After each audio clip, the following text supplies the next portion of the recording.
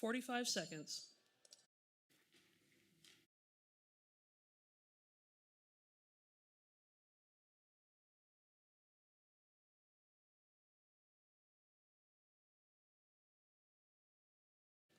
Less than 30 seconds.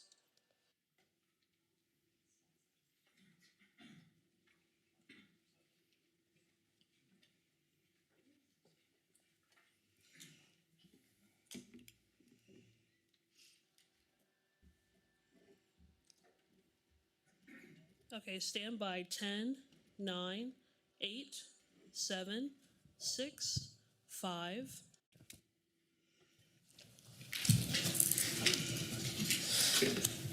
Well, good morning. Welcome, those that are in person and those that are joining us online or via KPTS. We got a busy meeting this morning. If you walked in, you would have been able to pick up a meeting agenda packet there at the door. If you're watching online, you can go to sedgwickcounty.org and you can find the meeting agendas there, as well as all the backup information. It makes for good reading. So that being said, I want to officially call the meeting to order for Wednesday, February the 7th, 2024. Let's get to work. Madam Clerk, first item. Invocation to be led by Reverend Jill Sanders Chawley with College Hill United Methodist Church. Please remain standing for the flag salute. I'm going to share a prayer today that comes from Jim McGinnis from a book called A Call to Peace. Let us pray. O Sabbath God, free us from the mistaken notion that we need to fill every empty space in our lives with doing. Teach us how to be, to balance doing with being. Lure us into places of beauty and silence so that we can learn to listen prayerfully to you and then listen carefully to the people you place in our lives this day, this week, this year. Amen. I pledge allegiance to the flag of the United States of America and to the republic for which it stands, one nation, under God, indivisible, with liberty and justice for all. Thank you for joining us this morning. We appreciate the words of encouragement. Madam Clerk, next item. Roll call. Commissioner Meitzner. Present. Commissioner Dennis. Present. Commissioner Howell. Present. Commissioner Lopez. Present. Chairman Beatty. Present. Next item. County announcements. Hello, Nicole.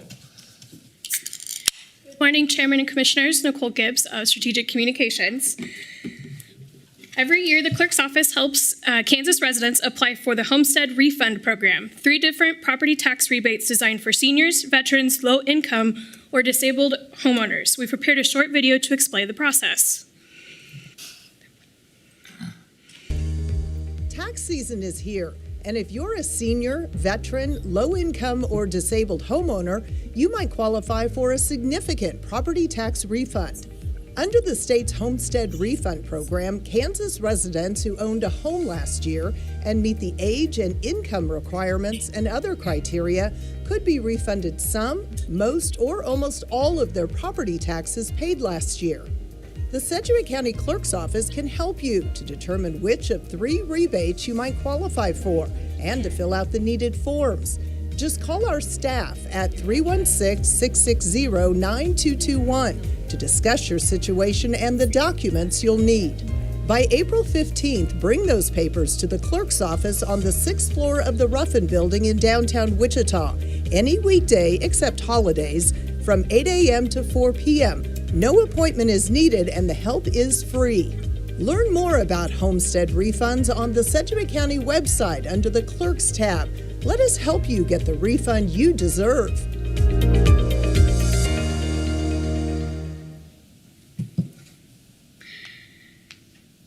The County Clerk, Kelly Arnold, is here to give a few statistics and also answer any questions. Great. Sir?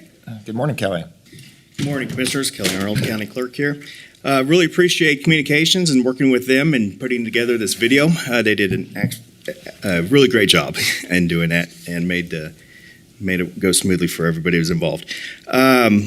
one of the things we had them do this video for is try to promote this program. I got a few statistics I can go over just about how many people we've had, the dollars amounts we've given out. Well, this is a program on behalf of the state of Kansas. But 10 years ago, we had 454 people come to our office that we assisted with in providing up $236,000 in refunds. This past year, we had only 264 people for $183,000. So we've had about a drop off of about 50% of customers coming to our office to apply for these. And so this is a good opportunity that people and our citizens can take advantage of getting property tax rebates from the state of Kansas. And so we're trying to highlight that to let people know this is available. That's what we're finding out is a lot of people just don't know this was here and as an option. The state actually has 3 different programs you can apply for. I can go through all 3 of those or just highlight them, but essentially if you're 55 or over, and make less than $40,000 a year, there's a program we can probably help you with. And so if anybody would call our office, come down here, we will sit down and work with them and try to provide the best option for them as long as they bring their identification, the proof of income, and some paperwork. So I'm open for any questions. Yeah, very good. I would note that the people that do come through have all acknowledged that the staff in your office is very, very helpful. Those that you can either call or just come. They'll not only help them walk through the application, but they'll let them know which of the 3 programs is the best fit. They'll help track the application for them. So kudos to your staff. Make sure they know that we appreciate all the work they're doing on behalf of the constituents. So any questions or comments on these? Kelly? I would also have people know that yesterday our county clerk took a shot at me in a public meeting because of the K-State KU game. Well, when I can get it in, I will. Well deserved. Kelly, thank you for this, and thanks Absolutely. for the update. Appreciate it. Thank you. Next, we will have Elizabeth Wingo from Risk Management here to talk about the 2024 safety poster. Ma'am? Good morning. Good morning. Elizabeth Wingo, your Director of Risk Management, here on a very exciting day to announce the 2024 Employee Safety Slogan Poster winner, who is with us today. Her name is Kelly. She's from ComCare, and she was one of many employees that submitted as part of our safety contest that we do every fall.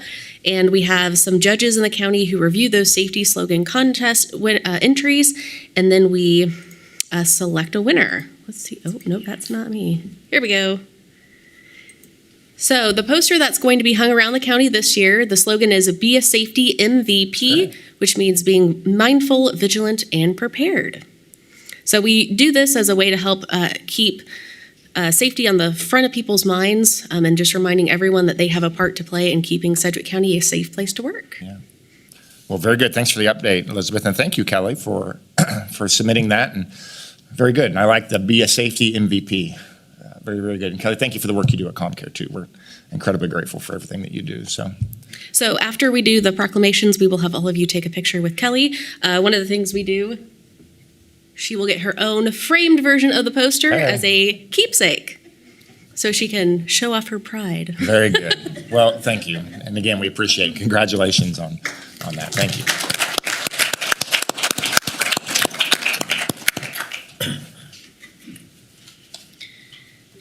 Next in our county announcements, we will have Laura Forshee from Emergency Communications to give a quick update.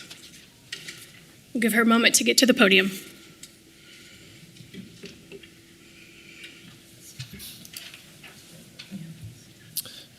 Okay, well, good morning, Laura. Thanks for being here. Good morning, Commissioners. I'll wait till you've got the handout in front of you before I launch in.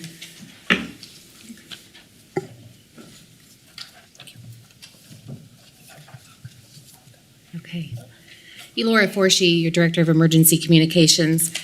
We have a plan in place to start meeting with you guys or coming to the staff meetings on Tuesday mornings. We know that you have been very attuned to what's going on in emergency communications, and we've had requests from several of you to really stay abreast with what's going on, what efforts are happening, what we're moving towards. We've just had a lot of moving pieces really in the last 6 months, and they're all starting to come to fruition. So a lot going on, a lot of exciting things to celebrate. But then also we want you guys to really stay just attuned to what we are doing and how that team is performing. So because of that request, we thought it might be beneficial to come to the staff meetings and just report out weekly on what has happened in the past week. Because your staff meeting was so full yesterday, we were unable to attend, so we wanted to do it in this forum this morning. Because this is the first meeting of the month, this is a 2-week report. Moving forward, it will be a 1-week report, except for those first meetings. Here's a breakdown on what we will go over. You can see on the form in front of you that I've detailed the total number of emergency calls that we processed, and again, this is over a 2-week period. So that's 17,440 emergency calls that your staff there at 911 took. The average answer time was 95% of calls answered within 15 seconds. You guys know historically that's been a real struggle for us, so we're really happy to consistently be meeting that benchmark of 90% of calls answered within 15 seconds. Because there's a lot of focus on fire calls, we wanted to detail what has happened in that arena over the last 2 weeks. So you can see of those 17,440 calls, a little over 3,500 or 20% of those were calls for fire response. That includes both structure fires, other responses that they go on, and then medical response because they are our medical first responders. Specifically looking at structure fires, there were 55 calls in that arena, and you can see how that's broken down within that. And then we had 3 calls that resulted in a patient transport, and I thought those were important to highlight just to look at the numbers or the response times to how that flowed specific with those. And I won't go through all 3 of those, but you have those there just for awareness of how those calls processed within our system, both within dispatch and then within response times. Just a couple other things. We have talked about before that we have a really robust communication right now with Wichita Fire Department, which we're so thankful for their partnership in that. They are sending over a weekly log of concerns that they have. For the past 2 weeks, and again, as we're looking at a 2-week period on this one, we had 3 concerns each week that were sent over to us. The first week has been processed. The second one is in process now.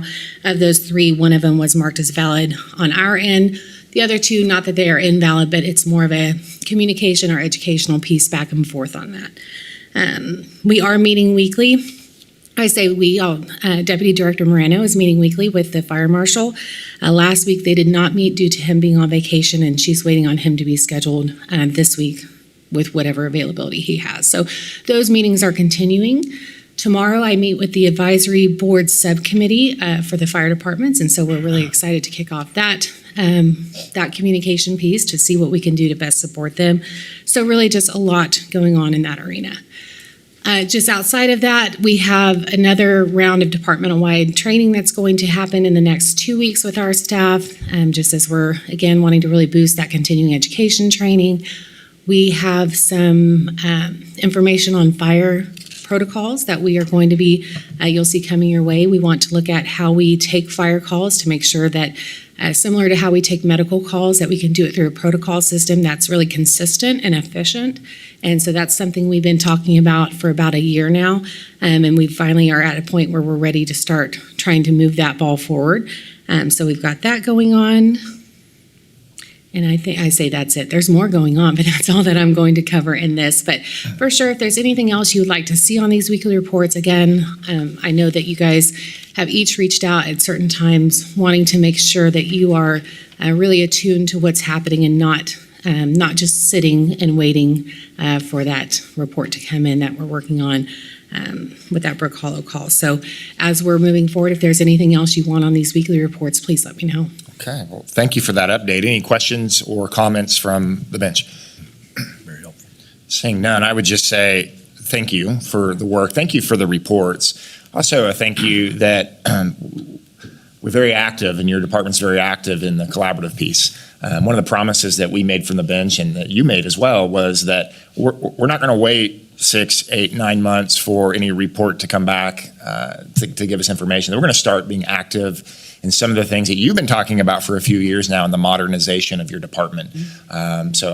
There are several initiatives that you've laid out that we are going to be covering here shortly in our budget workshops and budget reviews that I'm excited to get into that and excited to give you the platform to advocate for why you think it's not just good for your department, but good for the entire public safety ecosystem to create a better output. So the floor will be yours here in just a couple weeks, and I'm really excited to dig into that. So Commissioner Lopez.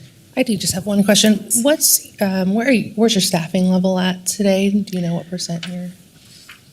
I know we're over 90%. I want to say we're around 93%. I will add that into the weekly report. Okay. But I know we're sitting pretty solid. We just had a class of 8 that started, thank you, Lena, last week. And then we've had one returning employee that came back that is exciting because she'll be fully operational really in the space of 2 weeks.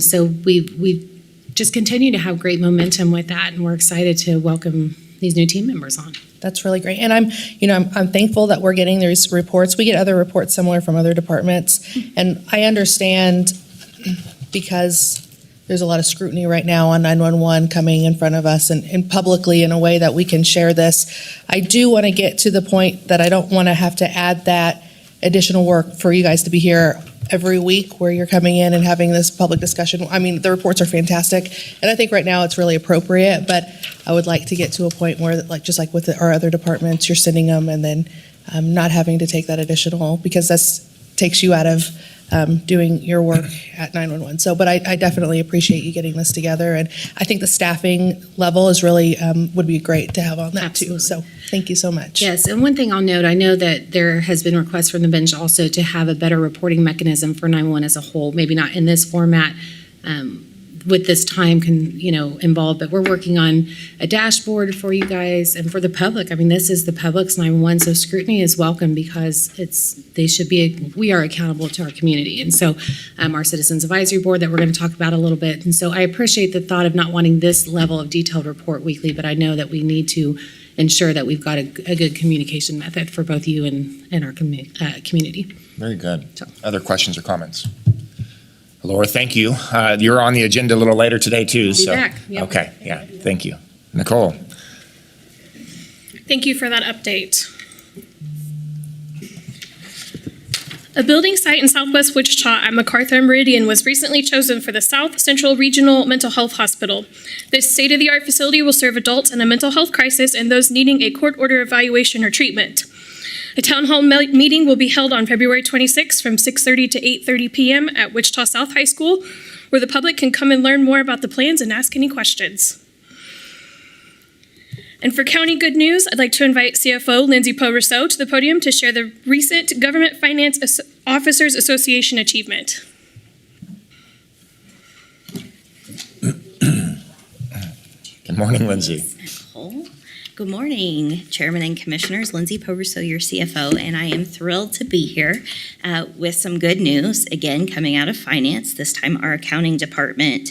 So we did tell you last week via email that our 2022 annual comprehensive financial report was submitted to the Government Finance Officers Association for review, and they did receive the GFOA's Certificate of Achievement for Excellence in Financial Reporting for that 2022 document. And as I shared with you at that time, this Certificate of Achievement is the highest form of recognition in governmental accounting and financial reporting, and its attainment represents a significant accomplishment by a government and its management. And what I want to share with you is what GFOA has put out about the award, is that they started this program in 1945.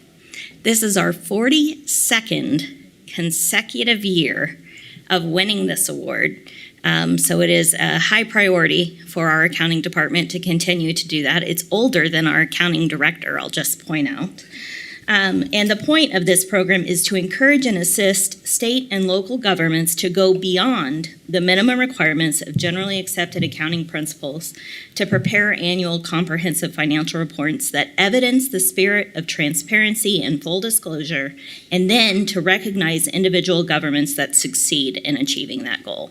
So this is really something for that accounting department led by Hope Hernandez to be proud of. They put a lot of blood, sweat, and tears into that report last last year because of some new GASB standards that were out. So we really appreciate the opportunity to talk about this and brag on them a little. So my congratulations to that whole department, and thank you for the opportunity. Yeah, congratulations indeed. Please make sure Hope knows that we appreciate the work that they do in there and the work for your entire department. This is 42 years, so this is your department now, previous departments, but also previous commissions that have led to good financial stewardship in this county. So very well done. Questions or comments? Please. Go ahead, Commissioner Meister. Thank you, Mr. Chairman. Lindsay, thanks for that announcement, and that's on top of the recent AAA rating. And I know as electeds and being around other government agencies, finances and financial stress and conditions are always, questions from the public and solvency and all those words. And to be AAA rated again, and I think I was at the Bel Air City Council meeting last night, kind of giving an update for the county status, and they were very complimentary, and the fact that we were AAA, that we're one of only 2 counties in the whole state of Kansas that are AAA rated, and we are one of 160, if I remember. 106, even better. We are one of 106 counties in the United States that are AAA rated, and it's a credit to, now we all still have our discipline challenges as electeds to continue to keep that and supply services and to the citizens. But this award, it's got a lot of words to the award, but it's significant, and it's on top of the AAA rating, and that it was so helpful looking back. You and your staff managing the CARES money that came out all of a sudden with all kinds of rules, the ARPA money that was thrown at us to manage, and I know other municipalities and counties are having trouble and struggling through abiding by the rules and getting it all under control. But it's just, I just want to thank you and your staff for this. It's really important. It's probably one of the top. We got public service and all those, but financial stability and accountability is critical, and we're there. And thank you. Thank you so much. I'll pass that along to the team. Very good. Commissioner Dennis. Thank you, Mr. Chairman. Appreciate it. Well, Lindsay, congratulations again. We seem like each week we have an opportunity to recognize the outstanding work of your staff. I appreciate it very much. I'm just trying to find out what happened the first 35 years that this award was being awarded. I know you probably don't remember, but I was around then. So. This award is technically, I'll find out, but this award is technically a couple months older than me too, so I'll have to dig into that. Very good. Thank you, and congratulations. Thank you, sir. Commissioner Lopez. Thank you. Well, I just want to say we do some really great work in this community from the county's perspective, and we couldn't do that if it wasn't for having the financial situation that we have and being as fiscally conservative from the benches as we have been. And so this is just a great example of what it all means. And so thank you for your team. Like I said, we just couldn't do what we do without the work that you guys put in. And so I know it's more behind the scenes. It's not something that gets shared publicly a whole lot. So when we get to celebrate in the way that we have recently, it's incredible. So thank you for making us all look fantastic and helping us provide the best service that we can. Again, thank you. We'll definitely share that with the team. They work really hard for this. They do. Thank you again, Lindsay. Congrats. All right, thank you all. There's lots going on at the county, but that is all I have for today. Lots indeed. Any other questions or comments for Nicole? Thank you. Appreciate all the county announcements. You're welcome. Very good. Madam Clerk, next item. Public agenda. Okay, we did have one person sign up for public agenda, public comment, Dwight Lindholm. Dwight, yeah, go ahead and come up here. Mr. Lindholm, you'll have 5 minutes. If you can state your name and your address for the record, that'd be helpful.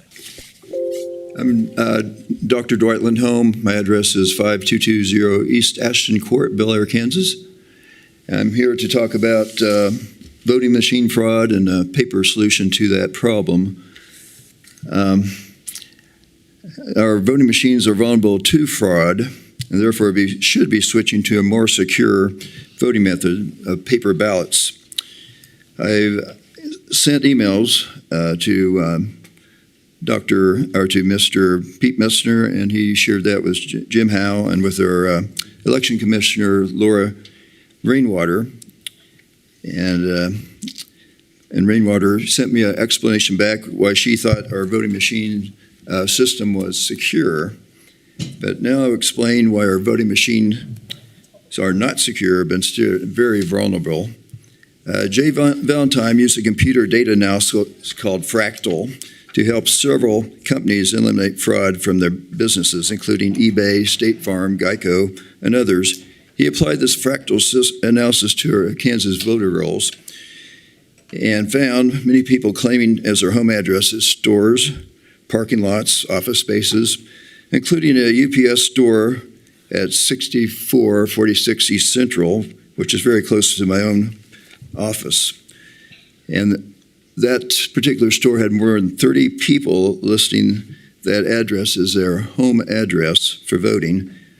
There were even people on these rolls we discovered that were more than 200 years old, some 1,400-year-old person also that had recently registered, and also supposedly these people that are more than 200 years old have voted in the last few elections.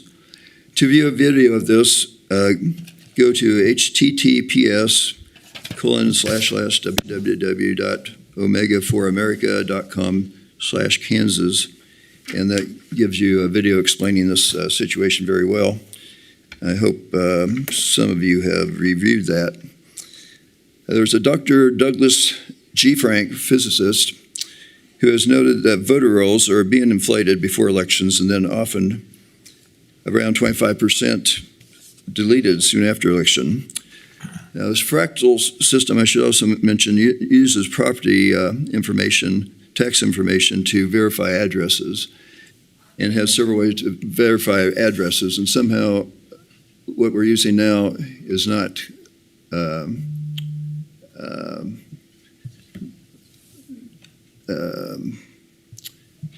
not detecting this kind of problem.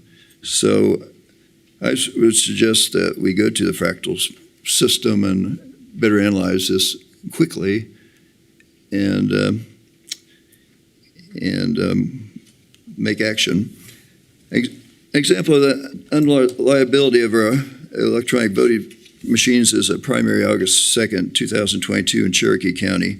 The Cherokee County Clerk's Office conducted a post-audit of election ballots cast and discovered that the thumb drives have improperly switched votes cast for incumbent District 1 County Commissioner Myra Frazier and attributed them to a challenger, Lance Nichols. Another vulnerability in the voting machine was demonstrated in the lawsuit Curling versus Ravensburger. It was in Georgia.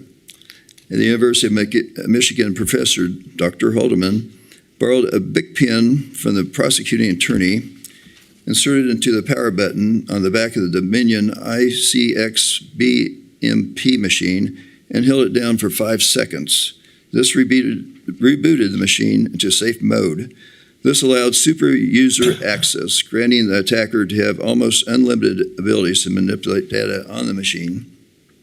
One might think, well, we can solve problems of this faulty flash drives and rebooting machines, but there are so many other ways that these voting machines can be manipulated to have false information. Also, these voting companies claim they have proprietary rights to their equipment,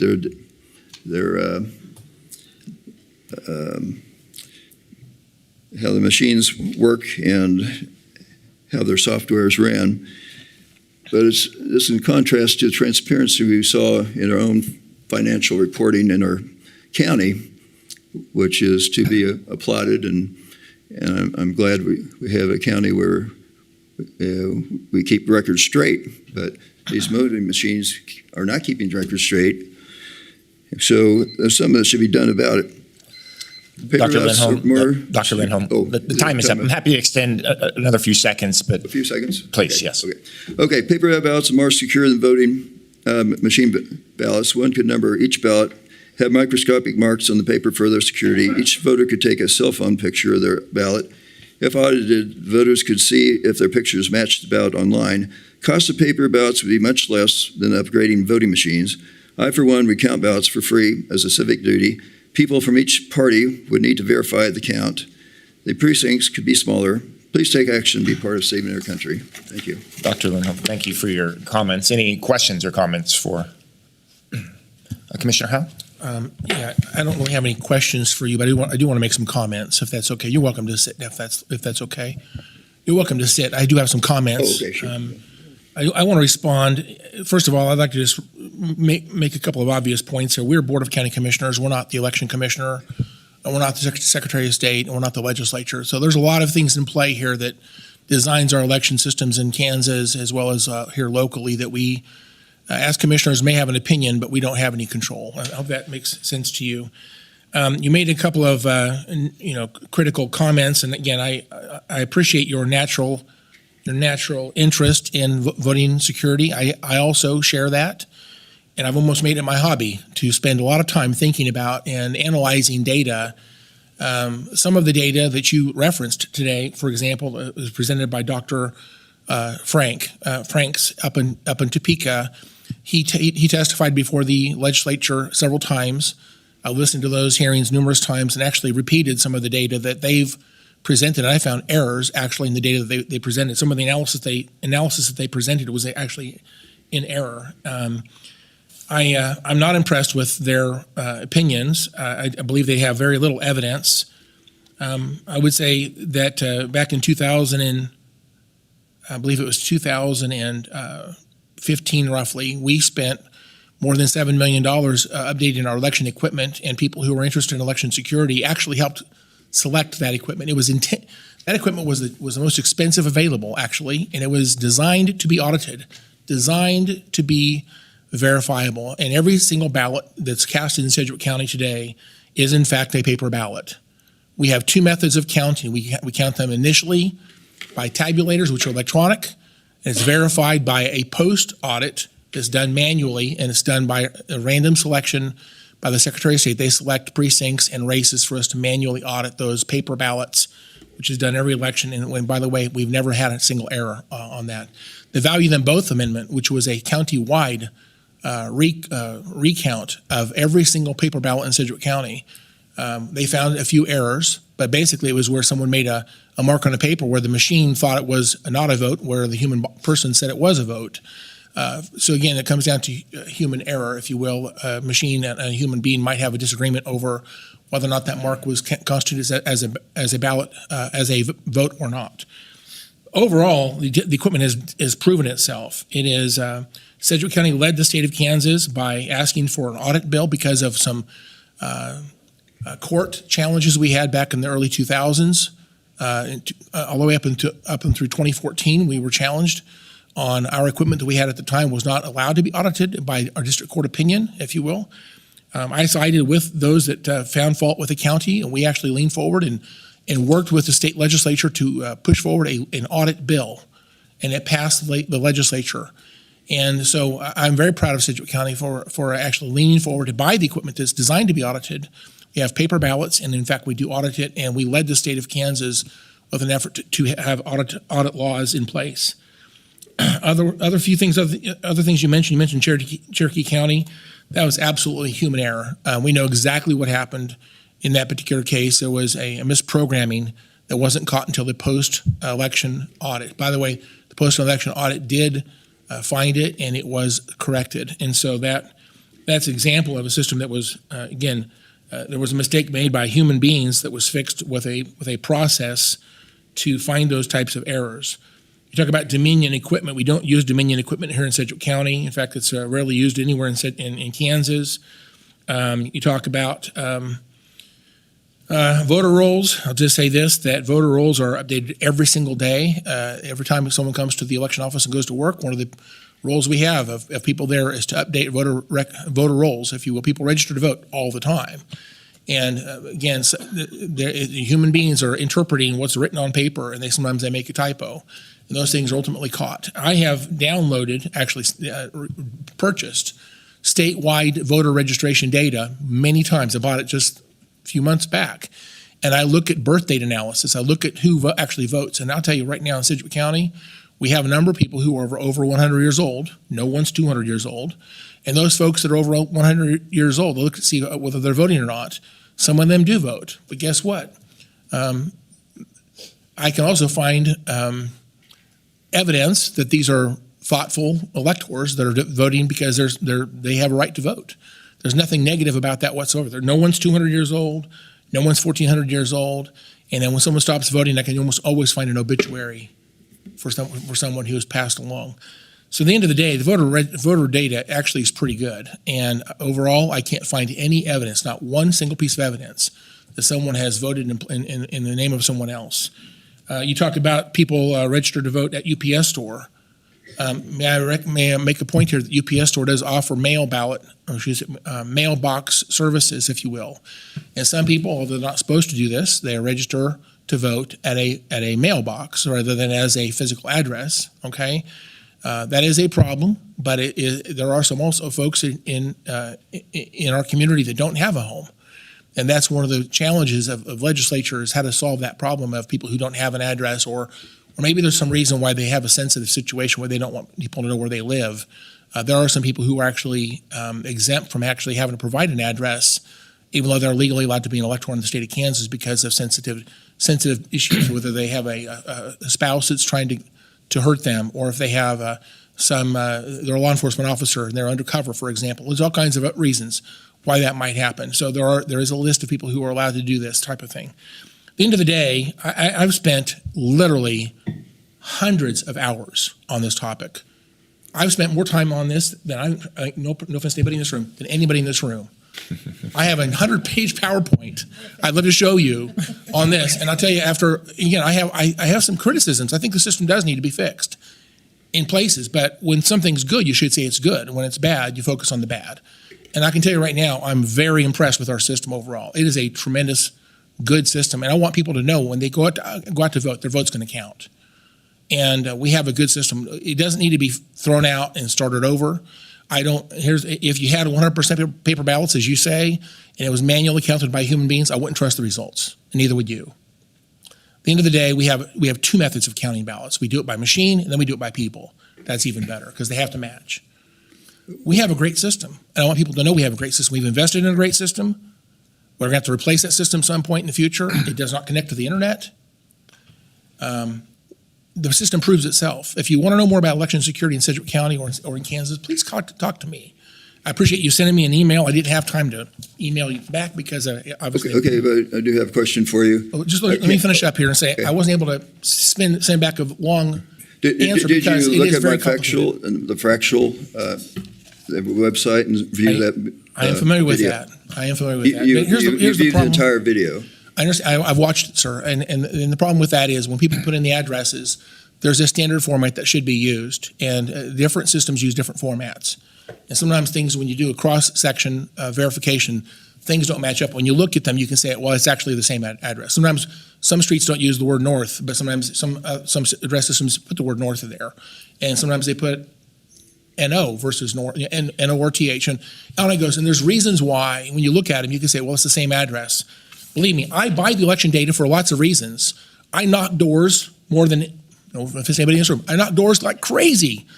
And I use the voter data like crazy. And I tell you what, the voter data has proven itself to be extremely good, okay? If someone thinks it's bad, please show me where you think it's bad, because I have the data. I'm very impressed. And I love the fact that we have a great system of putting that data in, and we do verifications constantly. By the way, they can't just go in there and say, well, because someone looks like there's an error, I take them out of the voter rolls. They have a legal, constitutional right to vote. We have to spend effort and time to contact each elector and have no response after a number of efforts to get them before they can take someone out of the voter rolls, unless they have an obituary or someone that moved and they notify the election office that they moved out of the county. Then we have no way just to remove them from the voter rolls because we think it's an error. People have if they show up to vote and they haven't voted in 20 years, and they registered 20 years ago, they have a right to vote. And so we can't just take them out of the voter rolls because we suspect something doesn't look quite right. We have to actually go through a lengthy process to validate taking people out of the voter rolls because they have a constitutional right to vote. Okay, I've said too many things already, sir. I just want to say this. I have another question. On these photos that are taken of the ballots, how can we be sure they're not manipulated? Okay, and that's not in your testimony. And again, I can go back and forth. I don't think that's the intent today. You raised a number of questions. Yeah. I'm a fan of putting ballot images online. I think we should do that. How about stopping the drop boxes for ballots? Okay. That's been Again, you're talking about a whole other set of topics here, sir. I don't want to get into that either. but I could talk for the next hour on ballot boxes. Trust me. Right? You don't want me to do that, right? They want me to stop talking, and I understand your concerns. Trust me, ballot boxes are better than any other method of dropping off your mail ballot. Okay, they're the best. Okay, it doesn't create fraud; it actually reduces fraud. Now, with that being said, sir, I need you to sit down. Okay. And, sir, I make a motion. I make a motion to receive and file the Thank you comments. for your Second, yeah. Yeah, thank you for looking into the security. Madam Clerk, please call the roll. Appreciate that. Thank you. Consideration of minutes, item A. We need to receive and file public comments. Motion to receive and file. Motion, I gave a second, so you just call the roll now. Commissioner Meitzner. Aye. Commissioner Dennis. Aye. Commissioner Howell. Aye. Commissioner Lopez. Aye. Chairman Beatty. Aye. Dr. Helm, thank you for your comments today. Next item, please. Consideration of minutes, item A, regular meeting minutes of January 10th, 2024. Commissioners, we've all had a chance to review the meeting minutes. Any suggested changes or comments? Seeing none, I make a motion to take the regular meeting minutes of January 10th and January 7th, 2024. 17th. I have a motion and a second. Madam Clerk? Chairman, Just to clarify, was that January 17th on item B? Correct, yes. Okay. January 10th and January 17th to move to approve those minutes. We have a motion and a second. Please call the roll. Commissioner Meitzner. Aye. Commissioner Dennis. Aye. Commissioner Howell. Aye. Commissioner Lopez. Chairman Beatty. Aye. Next item, please. Proclamation. Item C, proclamation declaring Mental Health Awareness Day. Yes, okay, so we have a proclamation I'd like to read here. Proclamation of Sedgwick County, Kansas. Whereas mental illness is a medical condition that disrupts a person's thinking, feeling, mood, ability to relate to others, and daily functioning.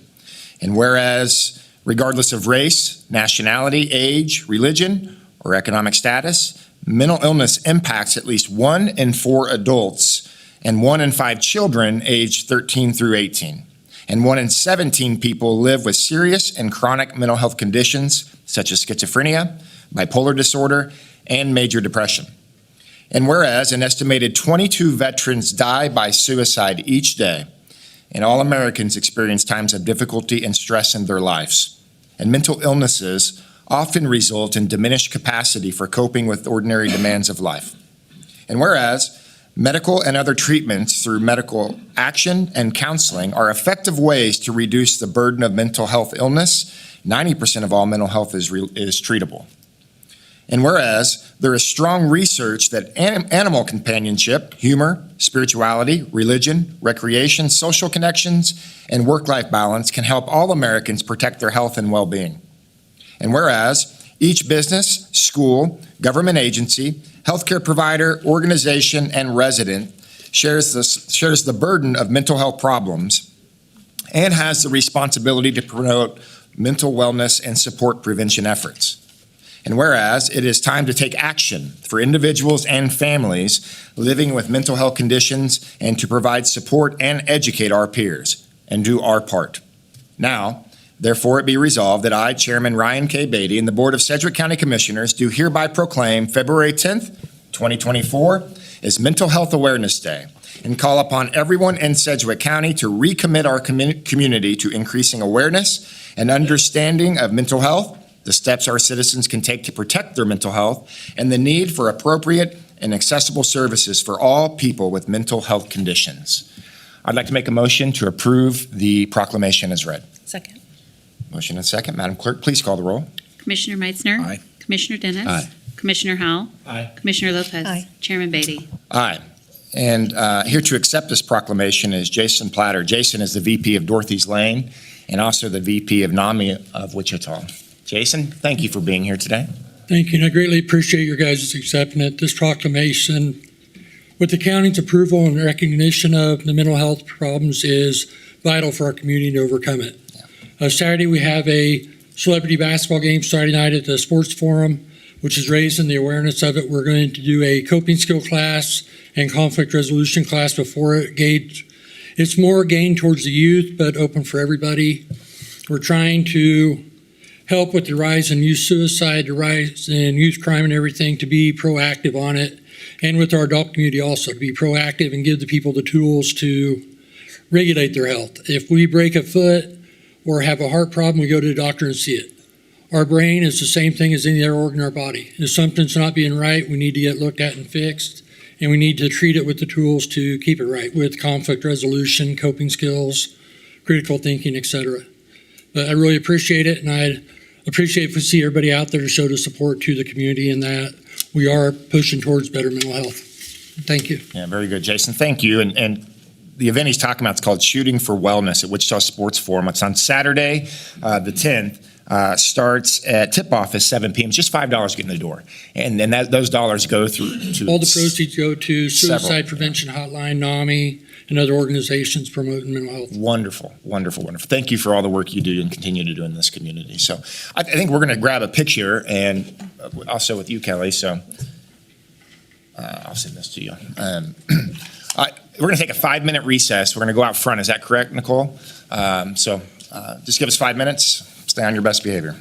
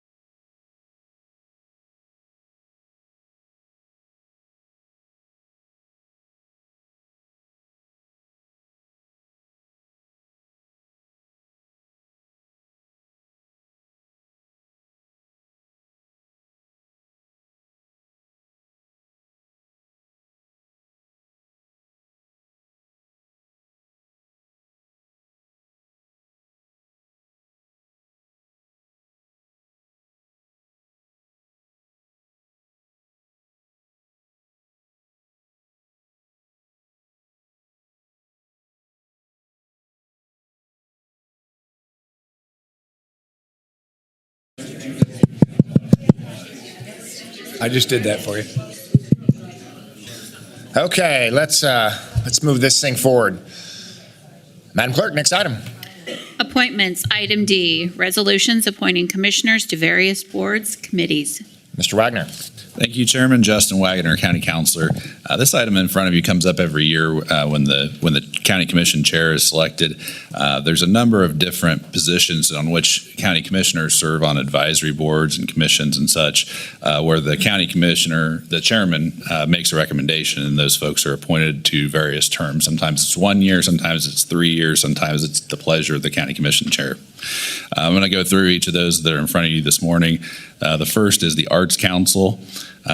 Membership, it's a 3-year term. The proposed resolution is to appoint Chairman Beatty as an ex officio member with a term to expire on February 6th of 2027.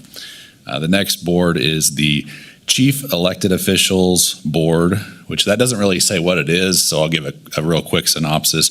There's a federal law that created, it's called the Workforce Innovation and Opportunity Act. It made Sedgwick County and 5 other counties around us have appointments to this board dealing with various workforce issues. The resolution that's in front of you would appoint both the Chairman Beatty and Commissioner Howell with terms that would expire on June 30th of 2027. The next item is the Criminal Justice Coordinating Council, and the resolutions in order for that would appoint Commissioner Lopez on that, and then also Commissioner Howell. And then the next one is the Law Enforcement Training Center. That's a joint board that's formed as part of an interlocal agreement from when Sedgwick County, City of Wichita, and Wichita State University all work together on the Law Enforcement Training Center being established on the WSU Innovation Campus. And this position serves at the pleasure of the County Commission. And the resolution for that is to appoint Commissioner Howell to the Law Enforcement Training Center Board. And then the last item is the Wichita State University Tech, or WSU Tech Board. It's a 1-year term, and it would be to appoint Commissioner Meissner to that board, again with a term to end on June 30th of 2025. I'd be happy to stand for any questions. The recommended action is to adopt those resolutions. Okay, any questions, thoughts? Okay, this is pretty customary every year. Try to put people and commissioners on boards, not only just for their interests, but where they'll best be used with their skill sets on these boards. So that being said, I'll make a motion to adopt the resolutions as read. Second. A motion and a second. Madam Clerk, please call the roll. Commissioner Meissner? Aye. Commissioner Dennis? Aye. Commissioner Howell? Aye. Commissioner Lopez? Aye. Chairman Beatty? Aye. Next item, please. New business, item E, a resolution authorizing and directing the issuance, sale, and delivery of general obligation bonds, Series A, 2024, of the Sedgwick County, Kansas, providing for the levy and collection of an annual tax for the purpose of paying the principal of and interest on said bonds as they become due, making certain covenants and agreements to provide for the payment and security thereof, and authorizing certain other documents and actions connected therewith. Okay, welcome back, Lindsay. Thank you, Chairman, and nicely done, Yeah. Clerk. So Lindsay Poruso, CFO, I'm here today as the final step in a bond issuance that we have talked about multiple times, really over the last few years. So if you recall, a few weeks ago, you authorized us to work with our esteemed colleagues who are here with me today, Tom Calico of Baker Tilly and Garth Herman with Gilmore and Bell, our municipal advisor and our bond counsel, to execute documents to hold a bond sale, which was held yesterday. At that time, you placed a number of caps on what we could approve as a part of yesterday's bond sale. I am pleased to tell you that it far exceeded our expectations. Tom's going to come up to the podium here and give you those briefings, but today's action is essentially to ratify all of those the action yesterday and the documents that are necessary coming up to close on this and receive those proceeds to reimburse ourselves for 4 bridge projects, special assessment for Sharice Woods Part 2, and then also, as you know, a portion of the 911 remodel. So with that, I will turn it over to Tom Calico with Baker Tilly to tell you about yesterday's sale. Hey, good morning, Tom. Welcome. Good morning, Commissioners. Good to be with you this morning. Picking up where Lindsay left off, so you have that As she mentioned, you're ratifying yesterday's bond sale through adoption of a resolution that's before you this morning. That resolution then is the final step in the sale of $3,635,000 of 20-year general obligation bonds. You may recall that the original amount of the bonds was $4,055,000, that we were able to decrease the amount of the bond series because we received a premium bid for the bonds. We took competitive bids yesterday at 11 a.m. We received 6 bids from regional investment banks. The winner was BOCC Financial Solutions at a true interest cost of 3.27%. We feel that those were very competitive bids based on market indices. As was mentioned previously, as we do with all of your debt, we got a bond rating, in this case from S&P Global. They did affirm the county's AAA rating on all of its outstanding general obligation debt and assigned a AAA rating to this bond issue. Just a reminder to everybody, AAA is as good as it gets. Some of the strengths that were noted by S&P in their report was the county's growing economy, the county's very strong financial reserves, very strong financial management, witnessed by today's award, and manageable debt and pension costs. So with that, I would recommend to you that you authorize the sale to BOCC Financial. Lastly, I would be remiss if I didn't, as I always try to do, recognize that it takes a team to execute these bond issues. You have an excellent team in your finance department and a great partner in Gilmore and Bell. So I certainly want to recognize their work, even though I'm the one who gets to get up here and take the glory this morning. Thank you. Well, thank you, Tom. We do agree. We have a great team, and working with you guys and Garth we appreciate all that you guys do. Any questions or comments from the bench on this? I don't see any, so I will make a motion to award the sale of the bonds to the best bidder and adopt the resolution. We have a motion and a second. Madam Clerk, please call the roll. Justin, do you want to? I was going to confirm with Mr. Herman if he's comfortable with that motion. Yes. Very good. Yeah, very good. Okay, Madam Clerk. Commissioner Meitzner. Aye. Commissioner Dennis. Aye. Commissioner Howell. Aye. Commissioner Lopez. Aye. Chairman Beatty. Aye. Thank you again for the presentation and all the work that went into this. Sounds like yesterday was a good day, so thank you so much. And thank you, Garth, for saying yes. Yeah, that's reading that was. Okay, Madam Clerk, next item. Item F, Park Use and Controlled Access Agreement for the Dam Jam. Mr. Kaufman. Good morning, Commissioners and Chairman and Commissioners. Tim Kaufman, Deputy County Manager. Before you today is a Park Use Controlled Access Agreement at Lake Afton Park with an organization named A Production Company, LLC. The agreement spells out the terms and conditions related to an event to be held July 18th through July 2024. After a discussion on January 24th and to address concerns about Fire District Number 1's resource capacity, we worked with the fire chief and the promoter and have added additional language to the previous agreement. Item 12H requires the fire chief approve a fire and water safety plan 4 months before the event. This clause allows the fire chief to manage his resources to best serve the fire district, and it contemplates the promoter adding staff with specific skills or certifications or fire district staff, again based on fire district staffing needs. Also different from last year, ticket sales will be limited to 9,000 attendees. Alcohol sales will end at 11:30 p.m. each night. This contract also formalizes the process related to standby EMS services as referenced in County Policy 5.201. The contract requires the sheriff determine the staffing ratio for off-duty officers based on projected attendance, and damage repair and insurance requirements are again included in this contract. Similar to the contract last year, there remains a clause related to performance approval being retained by the county. Fees include $25,000 special event fee and a camping revenue share of $5 per space per night. Revenue generated in 2023 totaled $27,315. I'd be happy to answer any questions, and we stand ready to implement the action deemed appropriate by the board. Okay, well, thank you for that summary, Tim. We have a few questions. Commissioner Dennis. Thank you. And thanks, Tim. I appreciate that. Go back to the first item on the fire. Who's paying for any of the services at fire department, and is that going directly to Fire District Number 1?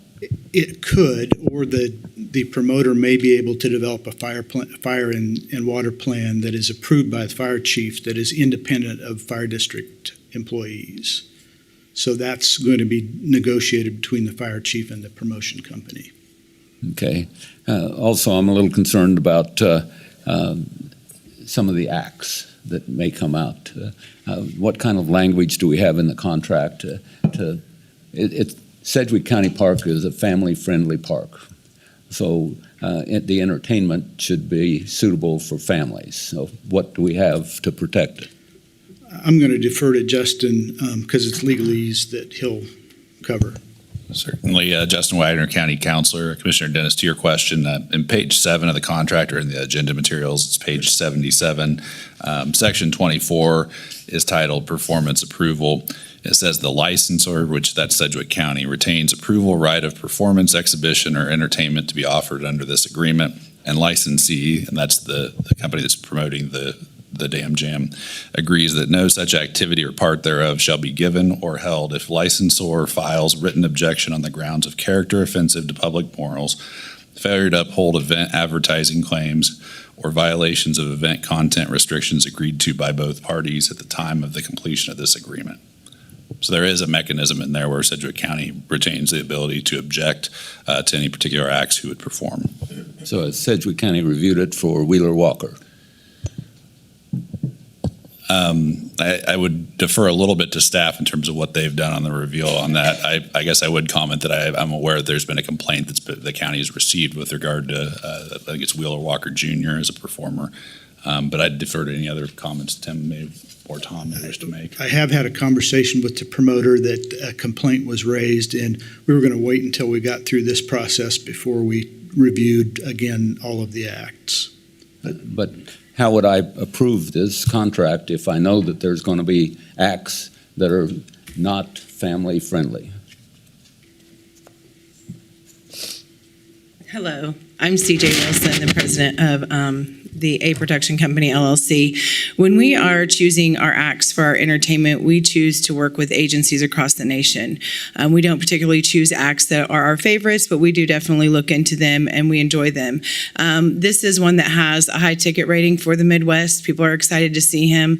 I fear kind of with this option, or I feel like we're opening a whole can of worms. There's been several artists that have been in Sedgwick County that may be questionable at the River Festival or comedy acts or theatrical acts. I think that we're not trying to provide something that's not fun and entertaining. That's exactly what we want to do. He is pretty silly, I will admit that, but I don't want to maybe look into something that would make a change to that. You know, we have spent quite a bit of funding for these acts, and we choose a lot of direction in choosing them. So I don't know how we want to look at that, what we need to do. Of course, we're going to address anything. We want to meet all of your concerns and make sure that we're doing everything we can to have a family-friendly event. But of course, we don't actually market to families. We want a destination location for people and travelers to be able to come into this area. That act is actually during the day when we allow re-entry. So if somebody wasn't interested in watching him, they could actually leave the concert area and return later, because we have re-entry until I think it's 8 p.m.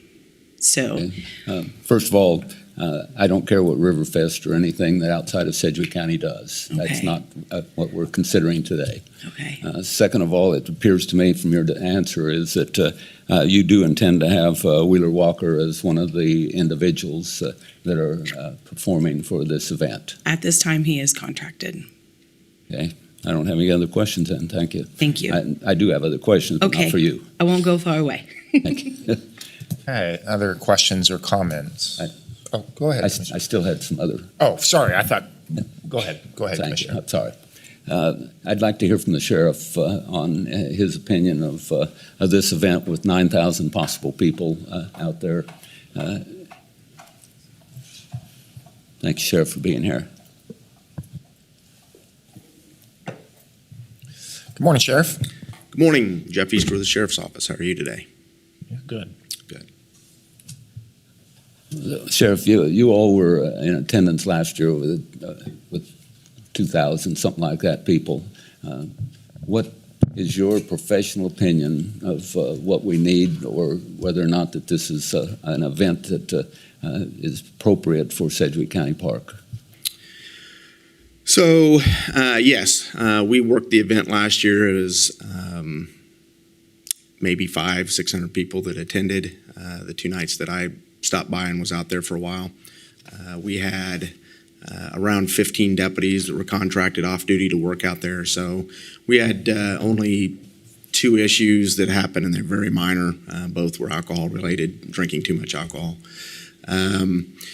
The issue that we've had even last year was, first off, this similar event. It's another name that was used out at Butler County at El Dorado Lake. They had a lot of issues. That's why they've quit allowing those folks to come out there. In fact, they hired off-duty deputies and officers from all around this area just to work it. And the fights and the issues that they had rose to a level where they're not allowing it anymore. I will tell you that I spent a lot of time at Riverfest for 23 years. That started out as an event similar to this. Yes, you had to buy a button to get in, but alcohol flowed throughout the event. I don't want to recount all the issues that we had, but we had tons of issues, to the point where Riverfest really started looking at the acts that they brought in, and the beer garden was set up. You could only drink beer at the beer garden. It wasn't a free-for-all throughout the entire event. Those are concerns of ours as well, because when you buy alcohol at this event, it's everywhere within the event. My biggest concern is, even if we have, and I can't tell you we can, for 9,000 people, we'd have to have 20-some deputies out there. I'm not sure we could hire that many. But if we could, and we still have a major event take place out there, it would cause all of our on-duty deputies to respond out there, and it's a long ways out there.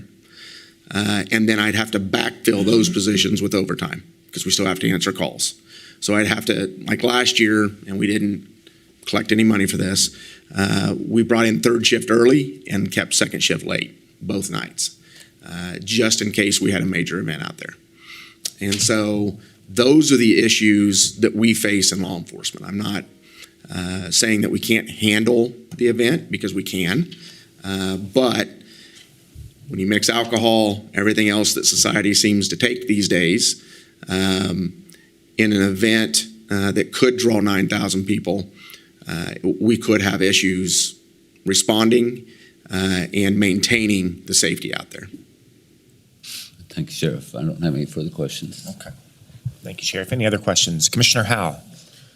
Thank you, Sheriff, for being here. And one of the comments you made just now was, it sounds like the deputies that will be out of this event will be paid straight time, which is going to be essentially paid through the contract. The person doing the event is paying the county. We're paying the deputies, if you will, straight time. But then we have, It's not straight time. It's $50 an hour. it's $50 an hour. Mm-hmm. Okay. But then we talk about, we recognize they're on duty more than 40 hours or however many hours they're supposed to do a week. And so we have overtime obligations for the county, that there's an increased cost to the county then because of this. Yes, we did last year. And again, depending on ticket sales, if a Friday or Saturday night is going to be 9,000 people, I'm going to have to hold 2nd shift over in case there is an event that takes place out there. Okay, I guess maybe this isn't for you, but maybe it's for Tim, I'm not sure. But I want to make sure that the county is held harmless. I don't want to spend taxpayer money because of this event. If we're charging them appropriate fees, they should cover the full cost. Go ahead. The off-duty deputies are not paid through the county. They're paid the promoter to the off-duty deputy. And the revenue from this event goes into the general fund, which is also the funding source for the sheriff's department. So I don't know that we've done calculations on sheriff's holdover overtime from last event, but again, we generated $27,000 roughly in revenue for the event. So I assume that that's greater than the amount of overtime that was paid out for those holdover shifts. All right, there's one other question for the sheriff, and I have another comment after that when you're ready, Chairman. Okay. Thank you. Any other questions or comments? I would say that one comment, then I'll flip it back to you, but two different streams of thought here. One is the public safety piece, and I just want to make sure our public safety folks are comfortable. I want to be an advocate for events. I want to be an advocate for festivals. I think it's important for the community, but on one side of the coin, I want to make sure our public safety folks are not, there's not a strain on the remainder of the county because of depleting resources. That's number one. The second piece of this is what type of acts we want representative of at one of the Sedgwick County properties, that it's being affiliated with the Sedgwick County property. Justin, do we have the ability, if this approves today, who's the final authority on determining what act can and cannot? Is it as simple as a decision from the BOCC or staff, or? The agreement will give that authority to the Board of County Commissioners. Okay. I don't think this agreement delegates any of that to county staff, so I do think it would have to come back in front of the county commission. And I do think today with this in front of you, if, again, the promoter has agreed to this agreement, but if the board saw fit to amend the agreement in some fashion, that could be done, assuming that if the promoter would agree to that. So that is an option as well. But as it sits right now, approving the agreement would then, if the agreement's approved how it is today, then there would have to be subsequent action by the board to specifically say they don't want a particular act to perform, whether it occur some point in the near time or some future act that would come up. Okay. But that it is pretty unilateral for the county commission. But the second piece of this conversation, that if this agreement was approved, there could be a separate action on a separate day to determine after we have a real review of. Okay, I just want to make sure I'm understanding the sequence of events. Commissioner Howe? Thank you, Chairman. I don't know what to do with this. I appreciate Commissioner Dennis bringing this issue of this particular act to light.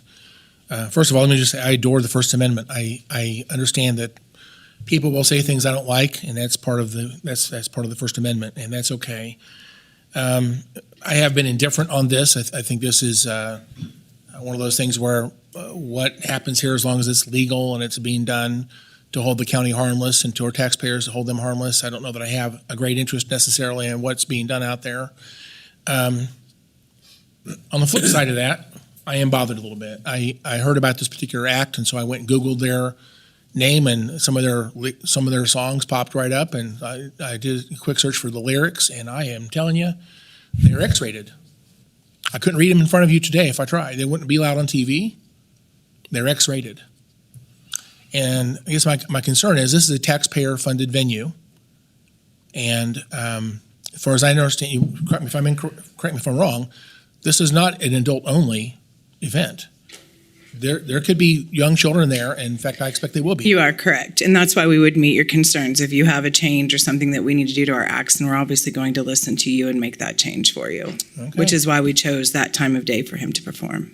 I hate being put in this position. I think that the people who are doing this, that want to use this event, want to use this venue, they ought to have the smarts not to put us in this position. Well, I will indefinitely bring that up to them. Part of me says I would like to vote for this because again, as I've already stated, this is not about me. This is about doing things that are legal. It's ought to be, it's owned by the taxpayers, it's owned by the community, and it should be used as long as it's done legally. But I have a moral objection to seeing children put in this position. Well, then we'll definitely address that. I'm very concerned. We will address that, and we can always make changes and look at what that looks like. And as I said, we want to meet all of your concerns. We don't want an event that people look at as just being a big party. We have alcohol-free zones, and we've teamed up with a lot of nonprofits wanting to make many options available to whoever wants to attend the Dam Jam can do that. So we're here to work with you and whatever you need. Well, maybe this will backfire, but I guess I would incline to give you some rope to figure out what you'll do, and hopefully you'll come back and things will be handled very well, and I'll be impressed.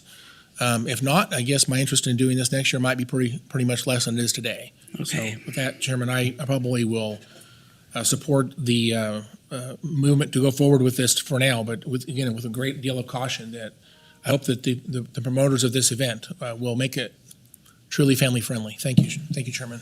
Thank you. Other questions or comments here from the bench? Forgive me. Other questions or comments from the bench? Okay. Again, two different veins here. One is the public safety component, which I'm not 100% certain that I have an answer on the public safety aspect of this, and if we're depleting the resources, the backfill resources of the community. The other piece, I'm comfortable that we can have another conversation if this is approved, that we can determine the acts and what we want representative of the county, at a county property. So if there's no other comments or questions, I'll make a motion. Commissioner Meitzner, please. Yeah, thank you, Mr. Chairman. I just listening to all this, and I haven't met the applicants, but it's judging the acts is a whole different conversation, as you're kind of referencing. We don't judge acts, I don't think, at Interest Arena, and I don't recall that we do.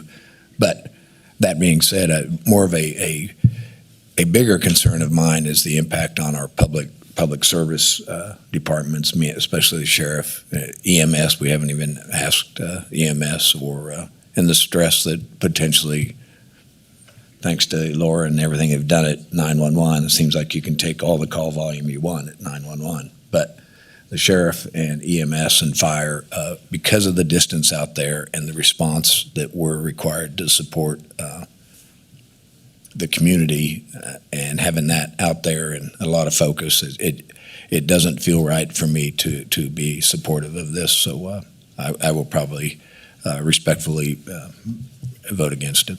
Okay. Appreciate those comments. I would say financially on the public safety piece, I think that the fees that are paid do cover the cost. The issue for me is backfill, depleting resources, which is, in my opinion, the number one thing we do. We do a lot of things, but the number one thing we do is public safety in this community. So I appreciate all the comments. Are there any other comments or questions before we? Okay, well, I will make a motion then to approve the park use and controlled access agreement for the Dam Jam. Do we have a second? I'll second. Okay, we have a motion and a second. Madam Clerk, please call the roll. One moment, please. Commissioner Dennis. I just want to go on record of saying that I will be in opposition to this. I think that we're putting our public safety personnel in jeopardy of not being able to provide the services that we should be providing out there. It's going to put the public in jeopardy when we're stressing our resources during the evening. We didn't solve the issue on the performers that are going to be at the event. Now we're going to have to go through that again if we pass this. So there's just too many unknowns and too many concerns. If we got 100 and some degree temperature out there, our public service is going to be stressed. So I think it's a mistake to do this. I want to be on record of stating that, so that come the end of July, and if there's issues, I am not part of that. Thank you. Understood. Okay. Very clear. Madam Clerk, please call the roll. Commissioner Meitzner. No. Commissioner Dennis. No. Commissioner Howell. This is hard. Chairman, I'd like to make a comment. I think that Commissioner Dennis is very compelling to know that this is going to put our public at safety and our services at their limits. I guess I would vote no. Thank you. Commissioner Lopez. Well, I'll just state that this is a hard one anyway. At this point, it's already failed, so I will vote no, just because it really doesn't matter. And Chairman Beatty. No. Motion has failed. So, Madam Clerk, please call the next item. Item G, CON 2023-00060. Conditional use in the county for an event center in the county and waiver of supplementary use regulation 3-D.6.NN number 7 for existing structures to continue business as a wedding/event venue located on the southwest corner of North 215th Street West and West 37th Street North, 3660 North, 215th Street West. Okay. Hi, Scott. Good morning. Scott Wadle from the Planning Department. Thank you for the opportunity to present this item. This is an item that's was deferred from an earlier meeting, so I won't go through as much detail as I normally do with the cases, trying to keep it a little bit briefer here and get to the heart of the matter. So in this case, as you're aware, the applicant's requesting two things: conditional use in order to be able to continue to operate the property with an event center, and the second one is a waiver to a supplementary use condition, which these are automatically added to these types of cases and requires a 100-foot setback from event center buildings from residential zoning. And in this case, they've got a building that doesn't meet that, so they're asking for that waiver. So this item was initially heard the first time at the BOCC as a non-consent item because there are differences between the Citizen Advisory Board and the Planning Commission recommendations. And they both recommended approval but had different conditions. So in terms of the conditional use, they're again requesting to be allowed to have the event center there. They've operated an event center at the property since at least 2021, and that sounds like that's when the building was built, that it's been several years that an event center is operated there. And at that time, the event center was operated by right because they had over 20 acres, and the zoning code allows event centers to operate by right if you have 20 acres or more. However, since that time, the applicant has sold some property. The property now is approximately 16 acres in size, and so they no longer meet that condition to be allowed to do it by right. I've talked a little bit about the waiver. The issue there is a building to the north, so they sold off the property to the north and west of the one that's outlined in red, and there is a structure on that property outlined in red that is within 100 feet of the property to the north. In terms of the property location, you can see where it is located relative to the intersection of 215th and 37th Street North. I'm going to pass over on the context. I'll just show you the aerial, which you can see that there's a couple of farms and residences in the area, as well as some platted lots, which were identified at the last meeting to the east. And in terms of the zoning, it's rural residential surrounding this property. In terms of review, on December 4th, the District 3 Citizen Advisory Board considered the application and voted to approve the request subject to the staff recommendations, and no members of the public spoke on the item at that meeting. On December 14th, the Planning Commission held a public hearing for this item. No members of the public spoke on this item. The MAPC recommended approval of the request 11-0 with the following changes from the CAB recommendation. So the MAPC recommended that condition number 6 would be omitted. And they also recommended that condition 9 would be modified to correct the height limit to 30 feet in height and to allow lighting to trespass where necessary for additional security lights. And in addition, the MAPC recommended that the waiver of the 100-foot setback be approved and limited only to the existing structures. And I would note that that is consistent with practice in the past with prior cases. No protests were received against the application. On January 24th, the Board of County Commissioners heard the conditional use and voted to defer the case to today's date. Highlights from the discussion include the following. Commissioners expressed that it is currently a well-run venue and that there were concerns, though, that if development occurs in the future and if the event center changes hands or the operator changes, that could generate complaints. There were also concerns raised about amplified music outdoors. In response to those concerns and during the discussion, commissioners discussed the possibility of a sunset clause, noise limits, and possible restrictions in hours for amplified music. As part of the deferral, the Board of County Commissioners expressed a desire for staff to review possible options and to address the expressed concerns and to meet with the applicant. After holding a staff meeting and discussing potential conditions with the applicant, I'd like to mention the following in order to help address those concerns that were expressed or raised at the BOCC meeting. The first is that the waiver of supplementary use regulations can be explicitly stated to be solely for the existing structures. And the second is that a condition can be added to limit outdoor amplified music to the hours of 10 a.m. to 9:30 p.m. Sunday through Thursday, and 10 a.m. to 11 p.m. Friday and Saturday. These align with the current operator's operating hours. And from the discussion at the BOCC meeting, it sounded like, again, that today the way that they're operating it is not the concern. It's really what happens if development occurs in the future that comes up nearby. In addition, I would call your attention to condition number 10 in the staff report, which indicates that if there is a violation of the conditions of this conditional use, if it's approved, then the conditional use can be declared null and void at that time. And so that can happen very quickly. It can happen years out into the future, but that can be one way that the noise concerns could be addressed. If they violate if there's hours of outdoor amplified music that are established, and if they violate those, this can be a way to address those, to address the potential for future disturbances or complaints.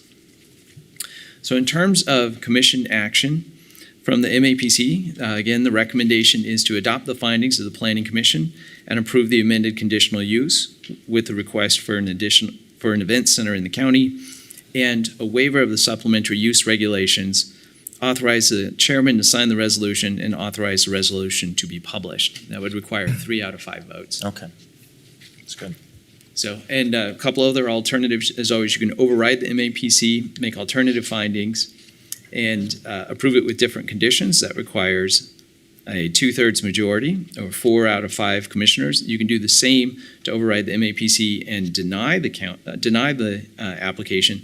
That would require, again, 4 out of 5. Or as always, you can return it to the MAPC, which requires a simple majority.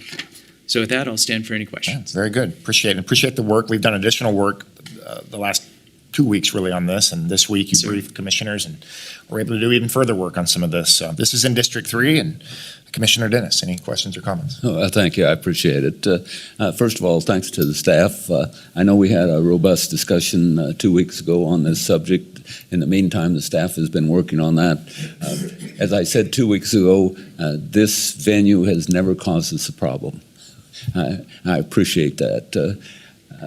So my concern has never been about this venue. I want to make sure that you understand that. I just wanted to make sure that as we grew, that we protected what the future was going to hold. So in the meantime, the staff has taken a good look at it. They came up with some alternatives. We did talk about sunset option.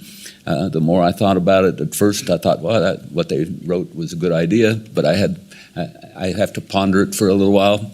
And as I thought through it, actually it was during the meeting, I said it's not a good idea. We don't need it. Because we've got other conditions that are in your conditional use permit that can correct that if there's an issue in the future. So there are some new conditional uses that the staff has come up with. They've added some information in here. We also want to make sure that we clarified existing buildings as being exempt, but any future buildings are going to have to comply with setbacks. So that's a good idea. They worked with the venue on hours for outdoor music. I'm happy with all of the new conditions. So unless the other commissioners have any concerns or comments, I'm ready to make a motion. Any other questions or comments here? I want to pause for a second, visiting a little bit with legal. I want to make sure there have been, I think it is important to disclose any further ex parte communications. Sure, and you guys did that 2 weeks ago. Really, the question would be if commissioners had any ex parte contacts in the last 2 weeks. If there weren't any, then I think you could just note that on the record. Okay. Commissioner Meister? I have not had any. Neither have I had any ex parte communications. I have, but it hasn't changed my opinion or anything in any way. Yeah, thank you, Chairman. I've had no ex parte communication. Okay, very good. Appreciate that. Any questions or comments? There's been a lot of work and a lot of discussion on this. So, Commissioner Dennis, would you be willing to make a motion? I will. Thank you very much. I appreciate it. And again, thanks for everyone that's been involved in this over the last 2 weeks. We appreciate it. And Kirk, if I say anything wrong, why you correct me, okay? But I move that the board adopts the findings of the Metropolitan Area Planning Commission and staff analysis supporting approval and approves the conditional use and waiver of supplementary use regulations 3.d.6.nn, number 7 for existing structures within the following amendments to the condition. So I want to add the condition approving the waiver of supplemental use 3.d.6.nn, number 7 for existing structures as detailed on the site plan. And I also want to add a condition restricting outdoor amplification music not to begin before 10 a.m. and ending by 9:30, Sunday through Thursday, and 11 p.m. to Friday and Saturday. Did I say all that right? Eloquent as always, Commissioner. Very good. Very good. I am basing that on the golden rules for the character of the neighborhood, the zoning and uses of the properties, and the suitability of the property for the uses for which it's been restricted. And I will second that motion. Thank you. Okay, Madam Clerk, please call the roll. Commissioner Meitzner. Aye. Commissioner Dennis. Aye. Commissioner Howell. Aye. Commissioner Lopez. Aye. Chairman Beatty. Aye. Thank you. And thank you, Scott, and your team for all the work that was I just want to thank all of you, staff, you guys. Thank you for all of your work. I know it's been several months of work, so thank you guys. I appreciate it. very good. Yeah, appreciate you guys. Commissioner Lopez. Thank you. And I want to just clarify one thing real fast because we did come back to vote on this and it was kind of already said, but it had nothing to do with how you're operating today. What you're running it's a beautiful location and I'm really grateful that you're so responsible in how you're doing that. So thank you for bearing with us for the last couple of weeks as we got that done, but appreciate it. Good luck, you guys. Yeah, very good. Okay. Madam Clerk, next item. Item H, resolution establishing a Sedgwick County Emergency Communications Community Advisory Board. Okay, welcome back, Laura. Hello again, Commissioners. Laura Forshee, your Director of Emergency Communications. Before you have a resolution that would establish a Community Advisory Board for Emergency Communications. Excuse me. Just to give you some background, we, back in 2021, started a discussion about how do we engage the community voice in 911. And so when you think about 911 services, there's really three facets to it. There is the community calling in and asking for help. There are first responders that we are deploying out into the community, and then there's the employee piece of this. Currently, we have a 911 advisory board that represents the first responders. We have an emergency communications employee advisory board that represents that voice, but we didn't have a good conduit for the community to have some input in their 911 services. Fast forward, we went into the Sedgwick Lofton Task Force meetings, and that was a question that came up in there, and they had a very brilliant recommendation to do a community advisory board. So that happened in 2022. We have been working to make this a thing, to bring this to fruition since then. It got backburnered while we had some other projects, the remodel, going live with the new CAD system, and then as soon as we were moving back into our facility, we wanted to put this on the forefront again. So that is the background to how we got to this piece. We think that this is a great opportunity for our community to have some, of course, voice within the system, to be able to provide input, and then also we really want to leverage this team to help in community outreach and recruitment. We really want this to be a team that's diverse in many facets throughout the community, socioeconomic, race, everything, gender. Just we want a really holistic voice from our community that's representative of it. And then again, to help us to figure out how do we make sure every piece of our community knows what's going on at 911. A good example is text to 911. I still talk to folks that have no idea you can text into 911, and that's been a thing for several years now. And so we have marketed that every way we know how, but we only know what we know. So to have community voice in that of how do we market that appropriately to let people know that that resource is there would be a great exercise for that community advisory board. So with that, I don't need to go into much depth, I think, beyond that, unless you have questions of how this board is compromised or what the intent is. But I'm hoping that you will adopt it and move it forward. Okay. Well, thank you for that. Any questions or comments? Commissioner Lopez. Thank you. Do you mind sharing what the makeup of the board will be, just so Yeah, the absolutely. public will know? Absolutely, thank you. There's 13 voting members of the board.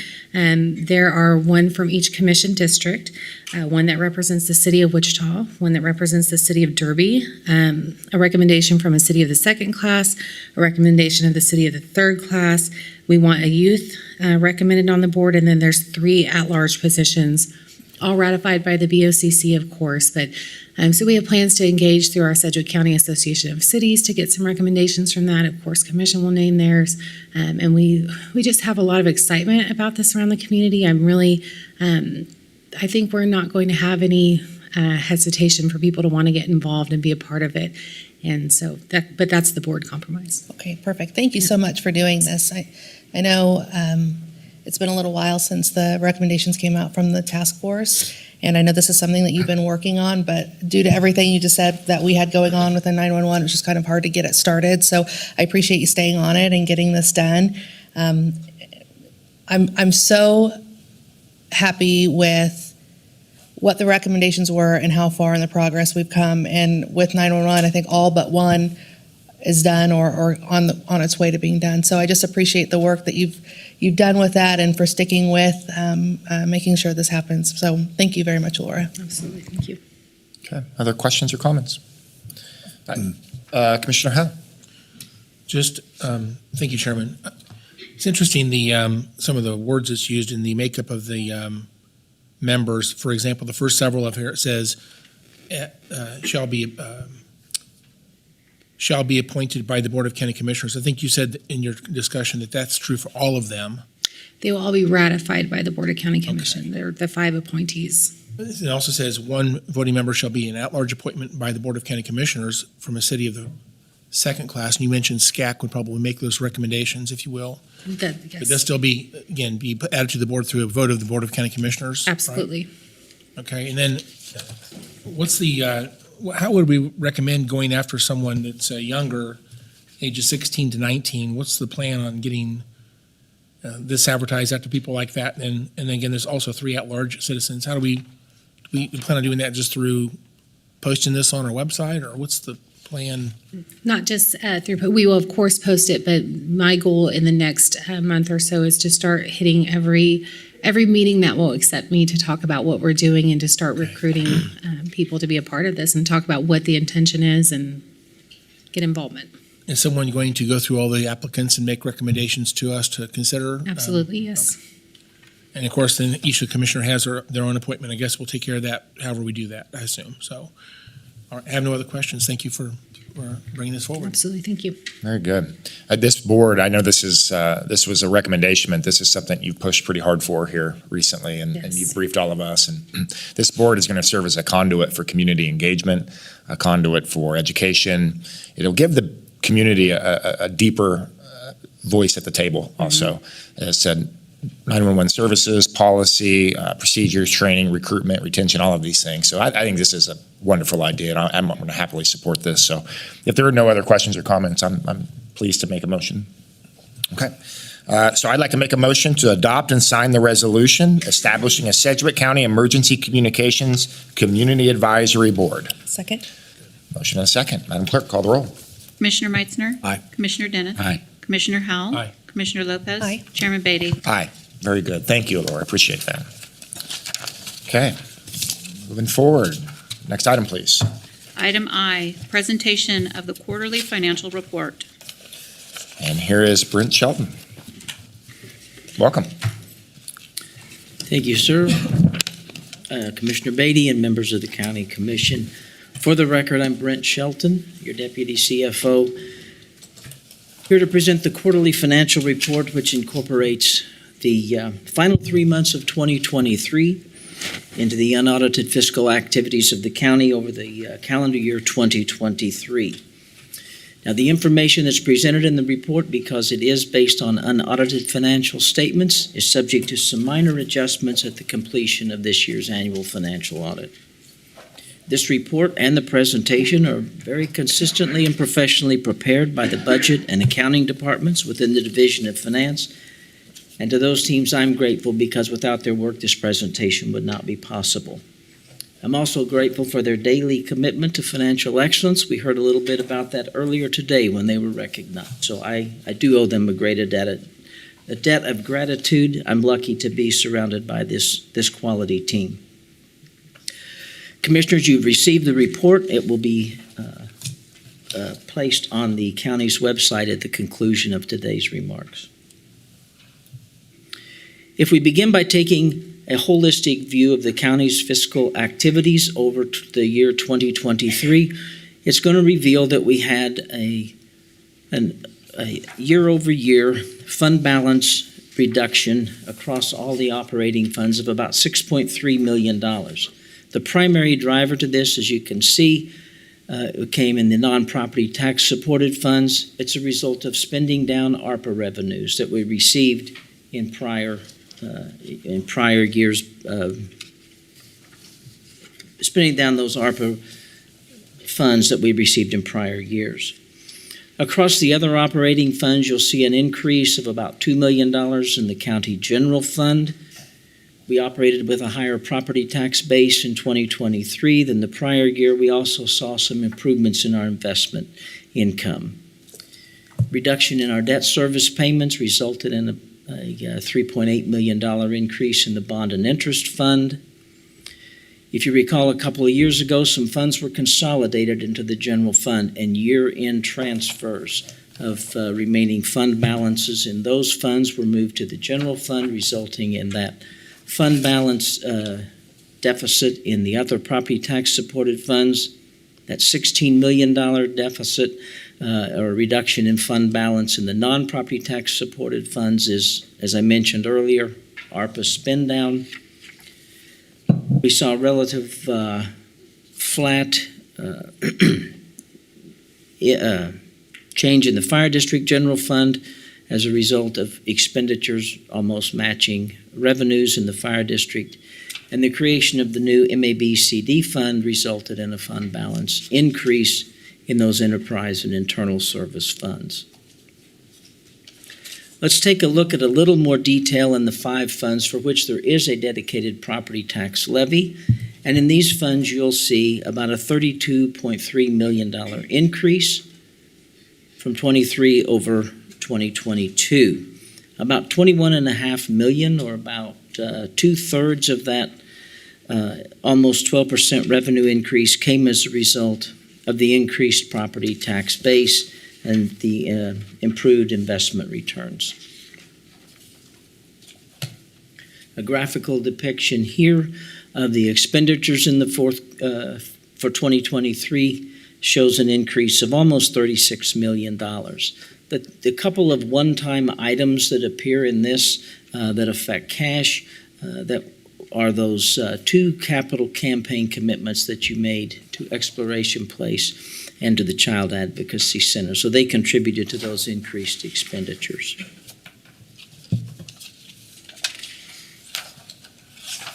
Revenues across these funds, as you can see, the increase in ad valorem or property taxes of about 7%. We saw continued increases, although moderating quite a bit in our sales and use taxes. A dip occurred in motor vehicle tax revenues across the county year over year.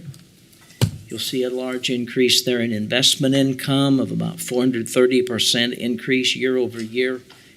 Higher interest rates that we've been able to take advantage of those lower yielding maturing investments as we've placed those in higher yielding instruments.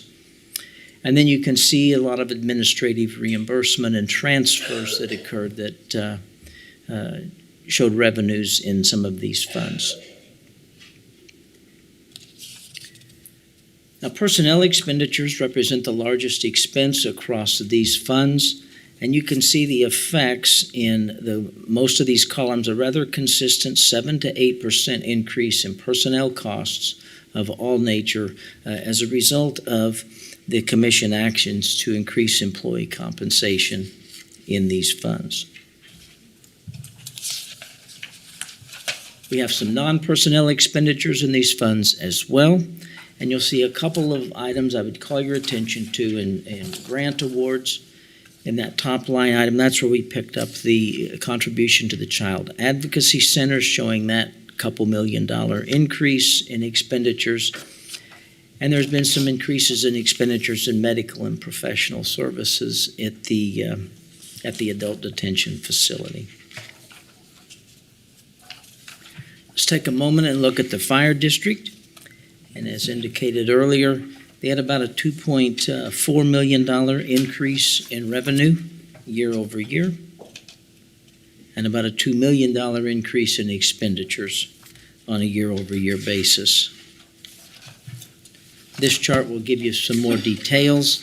You see about a 6% increase in their ad valorem or property tax base. Interestingly enough, there was a motor vehicle tax increase in revenues in the fire district, accompanied by a decrease countywide. Just one of those things that numbers people like to see, or not like to see, but we point out. You'll see the expenditures in there. In spite of the wage increases in the fire district, there's still some vacancies that are contributing to rather flat year-over-year increase overall in salaries and wages paid, but you can see increases in overtime that are making up to make sure that they're staffed fully as a result of those vacancies. The county also operates 37 other funds for which there is not a dedicated property tax levy. Now, this graphical depiction indicates that in 2020, we received CARES funding. 2021 and 2022 received the ARPA allocation. So those federal stimulus dollars are showing up as increases in revenues in those years. We didn't get those monies in 2023. So we have a reduction of about $35 million on a year-over-year basis. Expenditures in these funds follow roughly the same pattern, with a bit of an increase in 2023 as some of the capital projects are gaining more momentum and seeing more expenditures. Now, because these are the funds within which those federal stimulus dollars reside, we remove those and look at revenues and expenditures on the next two graphs without those revenues and expenditures that were related to the pandemic. And you'll see an increase in revenues on a year-over-year basis of about $15.7 million, and an accompanying increase in expenditures of a little over $4 million across those funds, exclusive of COVID-related revenues and expenses. The main drivers for those revenue increases outside of the federal stimulus dollars are a result of the new ComCare billing model, the CCBHC model, and we're capturing in that top line the PPS-1 Medicaid fees. You'll see since May of 2022 going forward, significant increase in these revenue sources in ComCare, some additional increases in state revenue in both aging and disability services and corrections. There's an offset to the PPS-1 Medicaid fees as we've established the new general ledger account for that. It's coming with that reduction in Medicaid fees that you see from the third line from the bottom on the chart. Expenditures in these funds, as a result of the pay plan increases that we saw in ComCare, you see an increase in salaries and wages. And that second line is where we're capturing the expenditures for the main courthouse remodel and those other ARPA-related expenditures in those facilities that you're seeing there, about a 1,500% increase in those line items.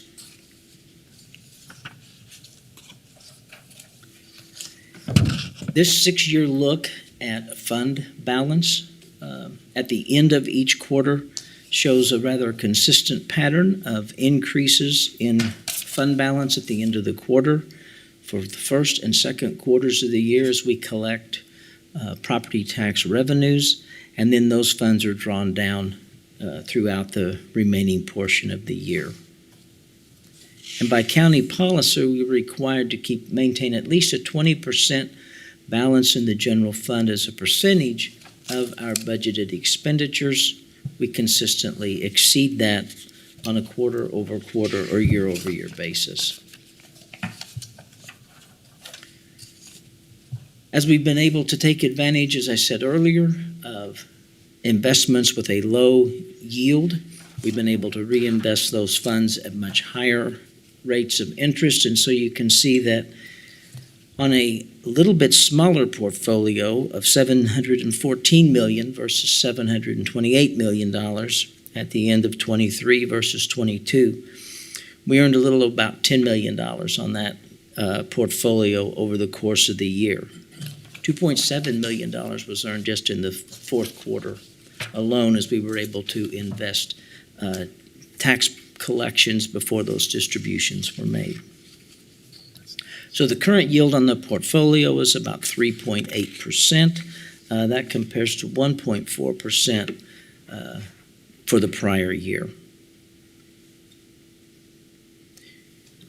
Some of the capital projects for which there have been activity or significant expenditures in the fourth quarter of 2023. The project to clean and rebuild the firing range went under contract on December 27th of last year. It's going to actually start work in March of this year.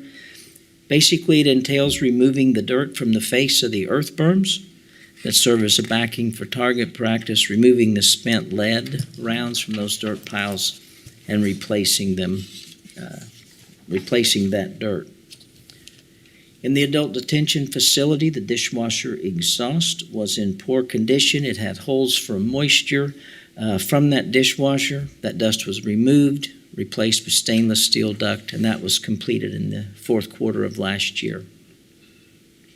Two bridge projects of note. Southwest of Clearwater on 151st Street West. This crossing over the Nenaskaw replaces a structure that was built in 1955. That original structure was rated in poor condition. It required special inspections. KDOT has even requested now that some of those fracture critical components be saved so they can use them for testing and training. That project is ongoing. It began in November of last year. It should go through September of this year, resulting in the closure of 151st Street.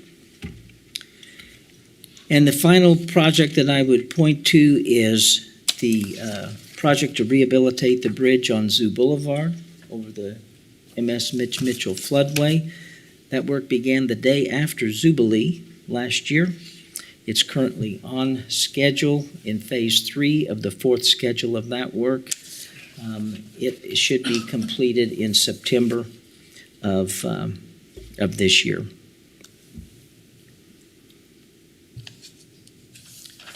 So as I conclude the remarks, I would tell you that the county continues to be in sound fiscal condition with continued prudent fiscal management. I think we're in a good position to meet the many challenges that are ahead. We're seeing some external forces in terms of inflation easing. Interest rate increases are leveling. At some point, we expect those to begin to decline.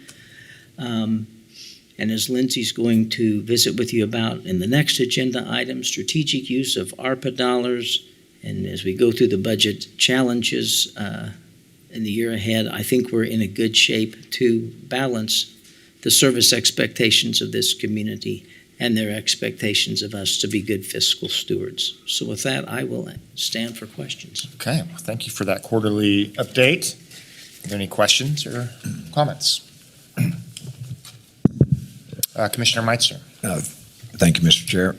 Thanks, Brent, for the report. And it's just kind of I don't know about everybody, but to me, it's, I know we've done a lot with compensation across the board, and it's kind of nice. I'm reminded that, I think it was on your slide 7, just shows the increase in compensation, but along with that, sometimes forgotten and overlooked, even to the employees that we're helping there's also the increased costs of all the benefits between the taxes and the benefits that add. So it's more than just however many dollar per hour or whatever.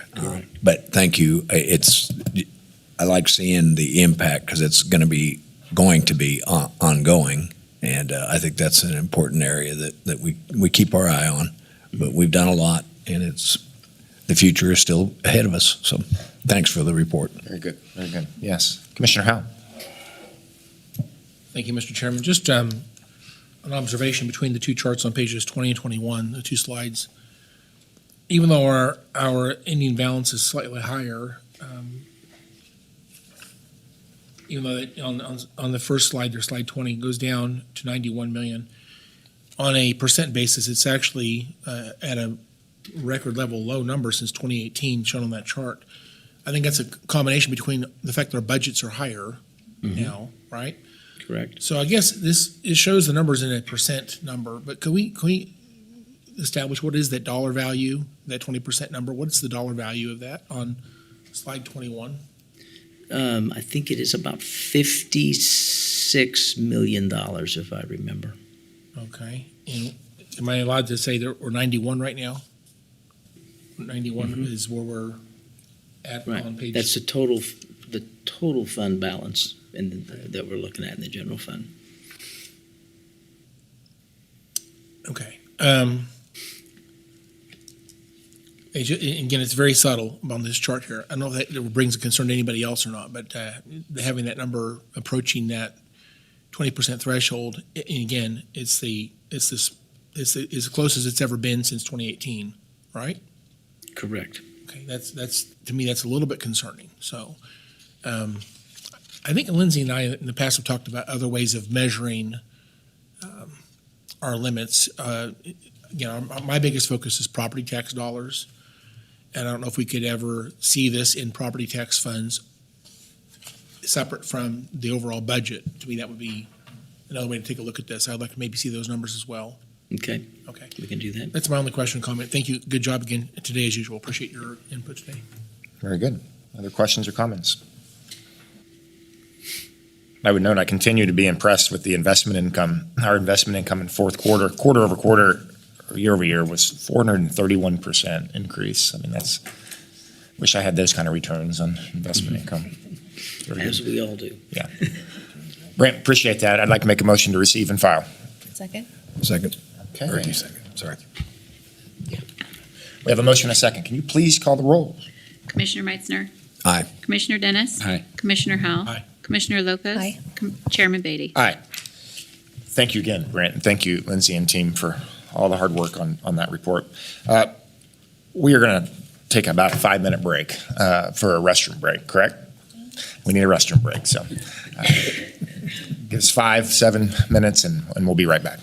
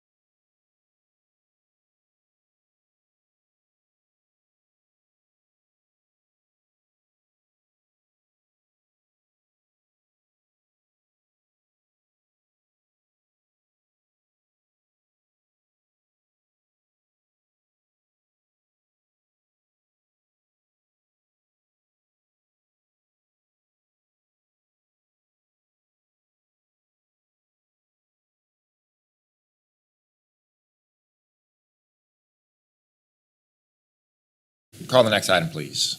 Item J, consideration of an American Rescue Plan Act, ARPA spending plan update. Lindsay, you're the most popular person at the BOCC meeting this morning. I'm sorry. I don't mean to be. I don't want Welcome to be. back. Thank you. For the record, Lindsay Proverso, your CFO. So, you all recall that when we last presented a spend plan to you in November, the request was that we come back to you quarterly with updates as we get new information, particularly as, and we'll talk about through this presentation, the deadlines that we have facing us. So this is your quarterly update, and we'll just get right into it. So just a quick reminder, we are talking about the county's direct allocation of $100.2 million from the Coronavirus State and Local Fiscal Recovery Fund. Now, in the last couple of months, there's been a lot of conversation about the mental health hospital. That is from the state's allocation. You'll see on this slide, they received about $1.6 billion through ARPA, and so the $25 million of the $40 million award comes from that allocation and is not a part of what we're going to talk about today. Oops. So again, why we got to this place in the first place is because this lovely federal rule that came out related to the American Rescue Plan Act gives us specific ways that we may spend the funds. Those are listed here.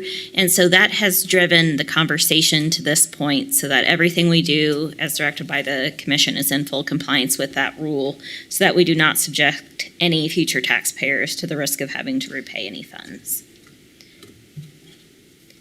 And again, we've had to be somewhat measured in our response because the guidance repeatedly says throughout that when we consider what we can do with those funds, it has to be whether and the extent to which that effect actually was caused by COVID and whether the aid is reasonably proportional to that negative impact. So that has been at the forefront of our minds.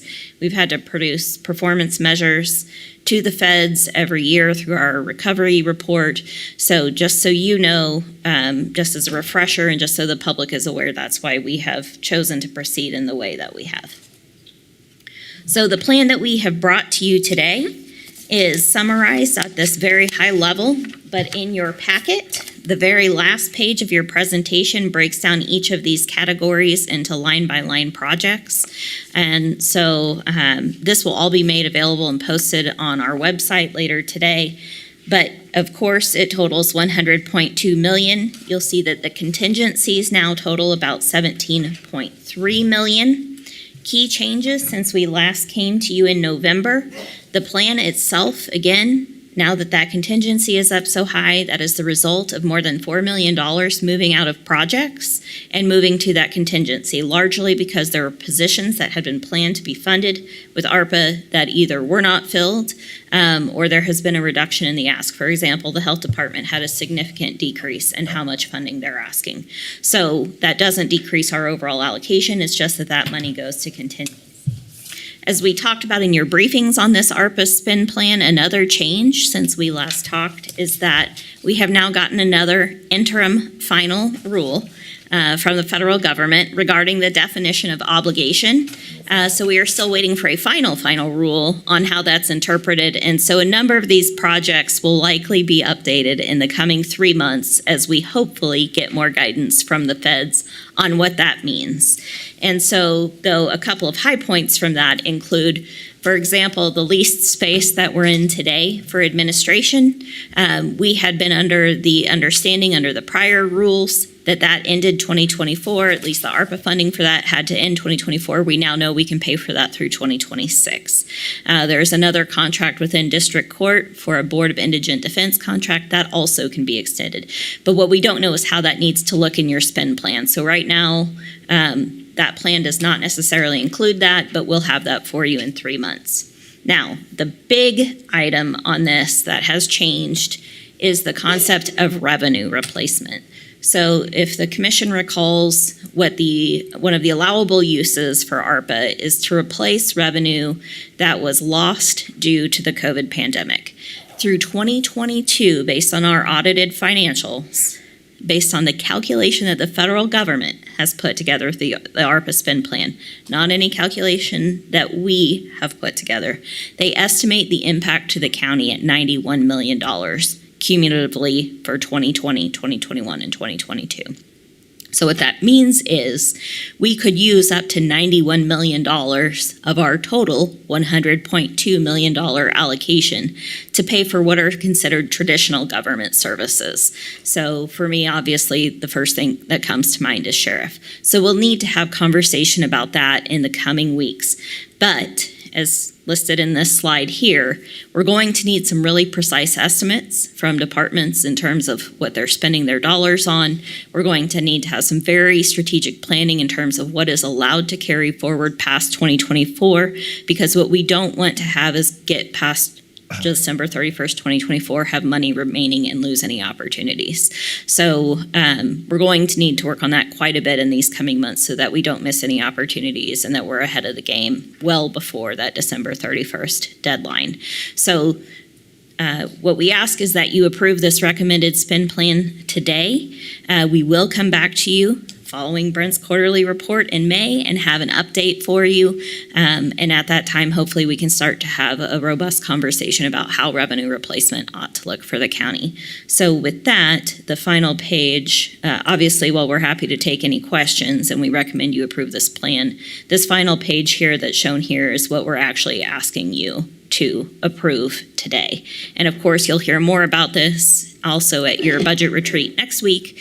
And then obviously, as we go through a budget process, even though you won't get a formal spend plan until May, we'll continue to have these conversations. So I'm happy to stand for questions. Otherwise, I recommend you approve the spend plan. Very good. Okay, Commissioner Dennis. Thank you, Mr. Chairman. Well, Lindsay, this is about the third time you've been up here, and the third time we're going to give you kudos for you and your department. You don't have to. It's okay. Besides the fact that you've been managing about a $500 million budget each year, you've got dumped on you another $200 million over the past few years from ARPA.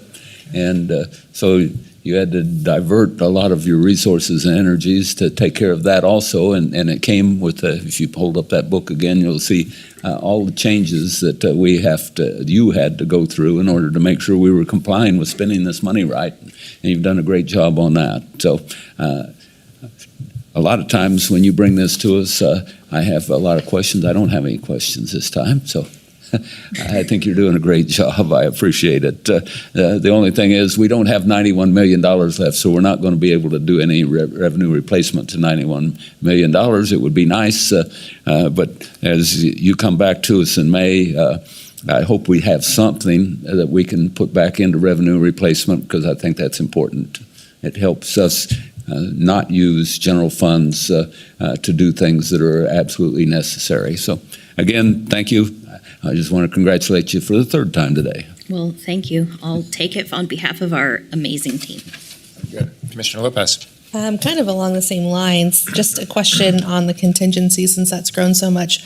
What's the plan, or when will we start looking at how those funds be allocated? And is the plan to use it for revenue replacement, or can you just give a little bit outline of that? So that is an excellent question. We are in the process now. I'm going to give kudos to many of the departments too that we work with to get this done, in particular facilities on this. Obviously, capital improvement projects are some of the largest chunks of funding. And so we have already started meeting with them with the understanding of how these dollars are going to need to be obligated by the end of the year, spent by the end of 2026, how all of that is going to need to happen and flow. So my hope is that by the time we get back to you in May, those CIP areas will have been refined even more. We will know if there are more bids that we need to go out for, that we need to hold money back in contingency to see how those come in. And anything that is not obligated through that process, I believe, would be open to you all for revenue replacement.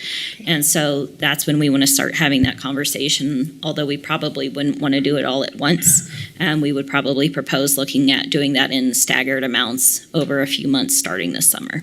Perfect. Does that answer the question? Yes, that does. Okay. Thank you so much. Very good. Lindsay, as we come down the finish line with this, you'd mentioned you used a word, precision. I would love to, because we need to dial in the exact contingency amount that we're going to have to do this. I'd love to, and I might come separately and ask some specific questions about some of these line items to try to get some specifics about how they're being proposed in the use. That way we can really try to dial in and make sure we know exactly where we're heading in that contingency for revenue replacement. So I'll do it separately. But Commissioner Howe. Thank you, Chairman. Again, I agree with the previous comments. Again, you do a wonderful job and appreciate the clarity and tracking this ever-moving requirements on how to handle all of this infusion of money from the federal government. As much as, again, I appreciate that very much. I think the plan is good, and I would like to see as much of this money go to income replacement because, again, that helps our taxpayers here. I think that I would look forward to seeing some of this money, again, be able to be used that way. Just an anecdotal comment. I wish that the federal government would have done a little bit less, okay? This is a lot of money, and I just checked $34.2 trillion in debt now today. It just seems like it never stops. And this is the type of thing we're trying to figure out how to spend money because we have it. And I wish that the federal government would have maybe not done quite as much. Okay, thank you. No comment. Yeah. Okay. Let's. Any other questions or comments here? Again, Lindsay, thank you so much. You and your team. I'm going to make a motion to approve the updated ARPA spend plan as detailed by our CFO. Second. We have a motion and a second. Please call the roll. Commissioner Meitzner. Aye. Commissioner Dennis. Aye. Commissioner Howell. Aye. Commissioner Lopez. Aye. Chairman Beatty. Aye. Thank you again. Commissioners. Next item, please. Item K, report of the Board of Bids and Contracts, regular meeting on February 1st, 2024. Welcome. Good morning, Mr. Commissioner, or Mr. Chairman and Commissioners. Britt Rosencutter, I'll complete the trifecta of the reports from the Finance Department today. This is the report of the regular meeting of the Board of Bids and Contracts for February 1st, 2024, resulted in 5 items that we are seeking your approval. The first item is Architectural and Engineering Services for ComCare Crisis Center Project Services. The recommendation is to accept the proposal for architectural and engineering services from Helix Architecture and Design, LLC, doing business as Helix Architecture Plus Design. The second item is LED display monument signs for Health Department facilities. The Health Department, the recommendation is to accept the bid from United Signs LLC in the amount of $102,000. The third item is network switches, wired and wireless network infrastructure, Division of Information Technology. The recommendation is to utilize Mid-America Regional Council, Kansas City Regional Purchasing Cooperative Contract number 932R with CNC Sales Incorporated, doing business as CNC Group, in effect through October 31st, 2024, with one additional renewal period. The fourth item is Office 365 licenses for the Division of Information Technology. The recommendation is to utilize the Interlocal Purchasing System, contract number 220105 with ThinkGuard LLC, effective through May 31st, 2027. And the final item is ambulances for the Emergency Medical Service and Fleet Management. The recommendation is to utilize the HGAC by contract number AEV AM1023 with American Response Vehicles and American Emergency Vehicles in the amount of $728,352. And I'd be happy to answer any questions you may have, and I recommend approval. Okay, thank you for that summary. Commissioner Dennis. Thank you. Let's go back to the LED lights one time. I understand that we're paying for that with a grant. Is that correct?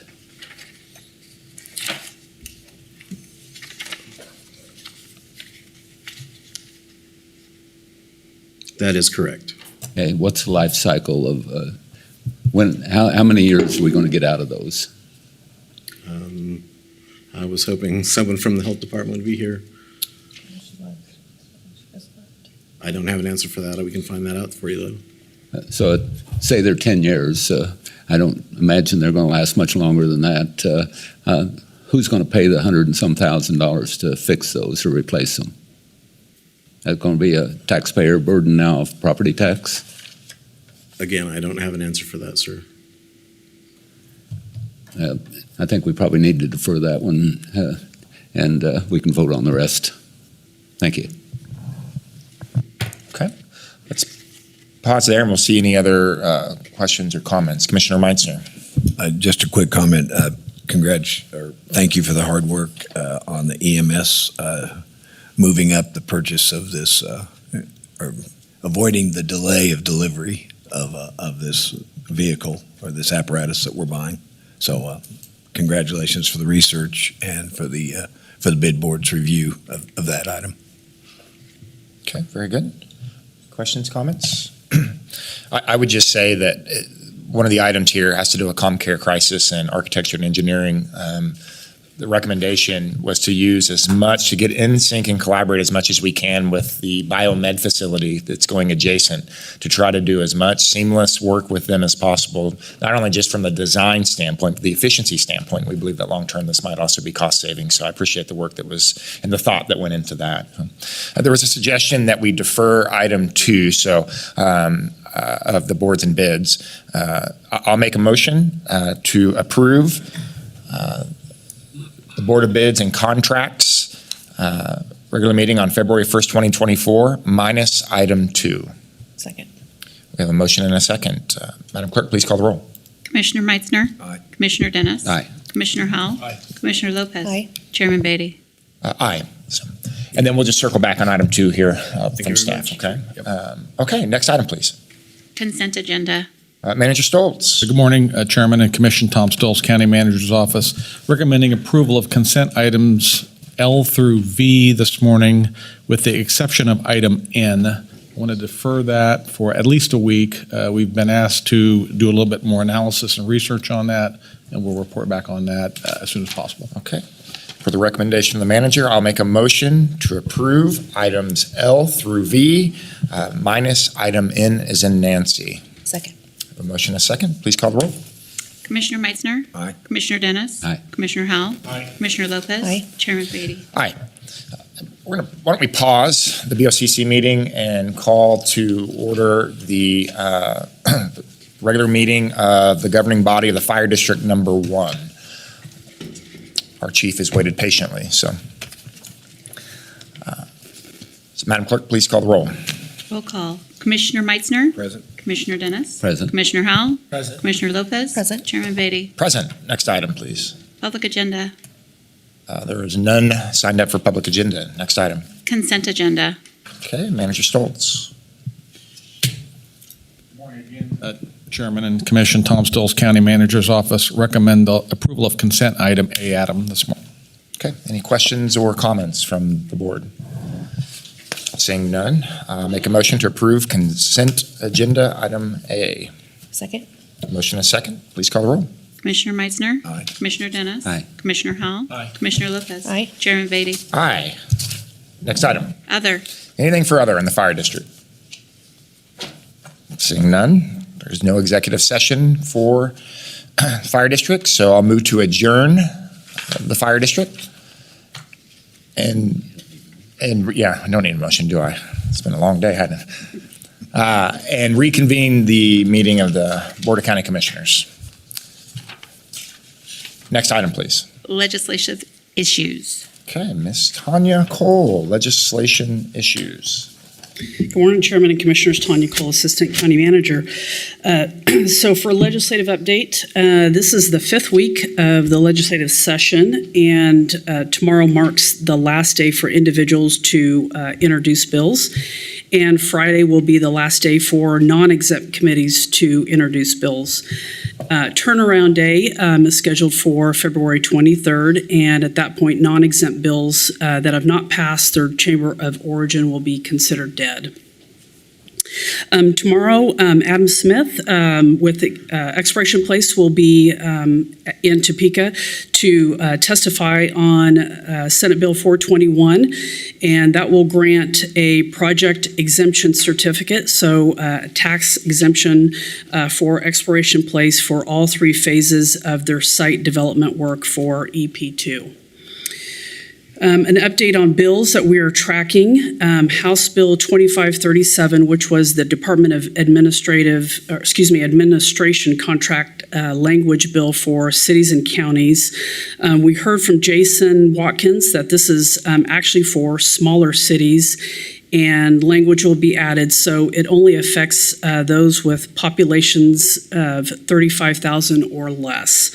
And so they voted to approve that amendment yesterday, so that will not affect us. House Bill 2601, so this is related to third DUIs. This is consistent with our legislative platform in support of reinstating the required assessment and involvement with community-based multidisciplinary care coordination services for third DUI misdemeanors and third and subsequent DUI felonies. So this is exactly what we wanted on our legislative platform. So there was final action in the House Committee on Corrections and Juvenile Justice yesterday afternoon. And so Jason and Jessica are going to indicate to the committee, and as this moves through the legislative process, that Sedgwick County is in support of this, as this is on our legislative platform. House Bill 2723, this was introduced this week. This is the homeless infrastructure bill. This bill is being introduced on the legislative side. As you will recall, this was in the governor's budget for $40 million. It is being introduced on the legislative side to place some policy around the appropriations and the grant match. And I'm going to kind of stop there because I know that there's going to be some commissioners that want to speak to this. School sanitary inspections, if you recall, this is also on our legislative platform under health. Jason is working with Chairperson Humphreys on drafting a bill to introduce this in her committee that would make inspections optional for the local health officers. And then I heard from Jessica in appropriations. Senate Ways and Means has put in $2.5 million for community corrections, and I pass that on to Rusty and Steve for their awareness. Yesterday, we heard through an announcement that Governor Laura Kelly announced a budget amendment to her budget in fiscal year 2025 to invest over $23 million for the intellectual and developmental disability and physical disability waivers, creating 250 new slots for each. And so that is also on part of our legislative platform, and Annette Graham is going to keep us up to date as she has more information on that. Again, I always like to plug for everyone watching that if they want to have more information on House and Senate hearings, that they can go to the legislature's YouTube channel via the website, and that is kslegislature.org/LI. And then I'm just going to shift gears a little bit on the federal platform. We're going to have a staff meeting on February 20th, and Jim Davenport will be available for that meeting, so we'll have a discussion on our federal platform at that time, and hopefully move towards adoption in early March. So I am happy to answer any questions, and I just would like to thank Adrian Clark and Justin Wagner for their help, because they are always giving me updates on what's happening in Topeka, and I appreciate the help. Yeah. Well, thank you for that update. There is a lot of work that goes on through this, and you're doing a fantastic job. Appreciate the work from legal, and obviously the Watkins group up in Topeka does a good job for us. So questions, Commissioner Dennis. Thank you, Mr. Chairman. And Tanya, thanks for all your work on this. It's very good news you brought to us on the DUI and IDD. I'm very pleased that those are working forward. It's testament to your work and our lobbyist work that we're at that point. One thing I'd like to bring up is that I heard that next Wednesday, and I don't have a bill number, but I heard there's going to be a presentation next Wednesday to put a statue for Father Capon in the State House. Father Capon, as everyone knows, is now interred here in Sedgwick County. He is a hero. He has the Medal of Honor from his service as a captain in the Army. And I would hope that we could get support from the commission to support that effort to get a statue of Father Capon in the State House. So that's up to the board, but if we could find out more details on it, what kind of bill number, see if our lobbyists can help lobby for it, and if we need letters of support. Absolutely. Yeah, very good. Thank you for that. Appreciate that update. Other questions on legislative agenda? Okay. Commissioner Howe? Yep. Thank you, Chairman. Again, just want to clarify, you did say February 23rd was turnaround? That's correct. Okay, and that's a Friday. So just in practicality, I know that they will probably not actually be meeting on Friday the 23rd. The actual, what they'll probably do is meet all day on the 21st and 22nd, and that'll be all day on the floor, and they'll have pro forma on Friday the 23rd, most likely. So it really tells us we have to do the math here. We have to have a bill hearing on 27-23. Today is the 7th of February. It needs to be through the committee sometime, I would say ideally next week, so they can be added to the general orders, basically for work on the floor on the 21st. I just say that, all that to say this: that's not going to happen. We're in trouble. And so I know that we started this early. We actually started this last, September, October timeframe, trying to get this bill to this point. And despite our effort to be early, we're now hitting deadlines that's going to probably cause trouble. And again, there is a way to overcome these deadlines. The Speaker did indicate that he was willing to bless the bill. What they do by that is basically over 2 days, they'll refer the bill to an exempt committee, and then they'll refer it back to another committee to do the work. And I believe that is the intent on House Bill 2723. So we need to basically, I would say, communicate with leadership in the House, especially that we anticipate that this bill is going to need to be blessed, and we would ask them to do what they said they would do, so we can be exempt from that deadline, having this bill through the House by the 22nd. On the flip side of this, if it does get through the House on the sometime after the 22nd, the Senate, we don't have any commitments from the Senate whatsoever to work this bill once they get a bill late after turnaround. So we have some work to do. Also, I think the bill actually has been misunderstood. There's some discussion whether this is a Sedgwick County bill. Actually, it's not.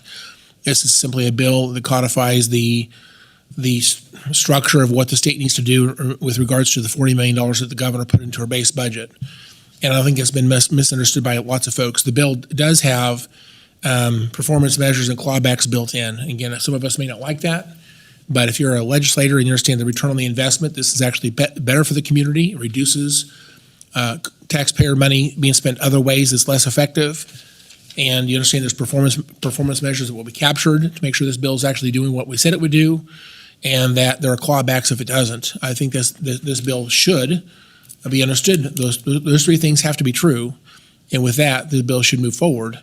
If we don't believe those things are true, we're going to have trouble. And I'll just say one other final word. There has been almost a campaign in Topeka on the term housing first. I understand that our housing vouchers here, some of them have limits on what they can do and how we use those. And essentially they are housing first use vouchers. This MAC, or the multi-agency center, is not necessarily going to be housing first centric. It will provide shelter while we provide services to folks to stabilize them and get them back to independence. And I think that needs to be understood. I think right now we have a very big problem with messaging. There's been, again, as I said a minute ago, a campaign against the idea of housing first. There's a belief that if you do that and do that by itself, that you'll actually create a bigger magnet or bigger problem for your community. And I believe that the data shows otherwise. These multi-agency center organizations that we've seen in other communities actually have essentially effective zero homeless because they've solved the problem, so to speak. Not that saying there's not some homeless folks in the community. There are.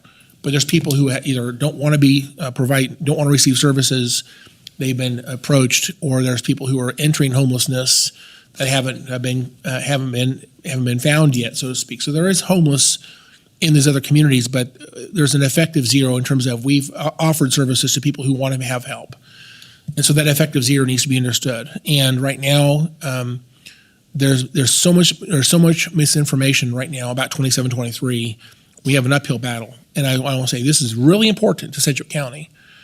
And if we're going to expedite trying to get this multi-agency center open in the next couple of years, this bill has to move forward.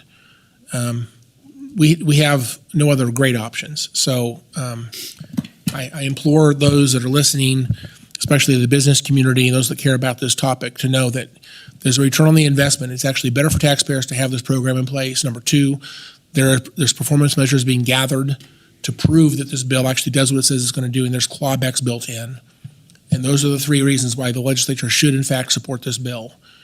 We need to move forward. And I say all that to say I'm doing everything I can to get the message out. I think we need to get a broader discussion moving. However we approach legislators that have the decision in front of them, the misinformation is so obvious. We have a lot of work to do to get the right information out. I just share all that to say, game on. Thank you. Indeed. Questions or comments, others?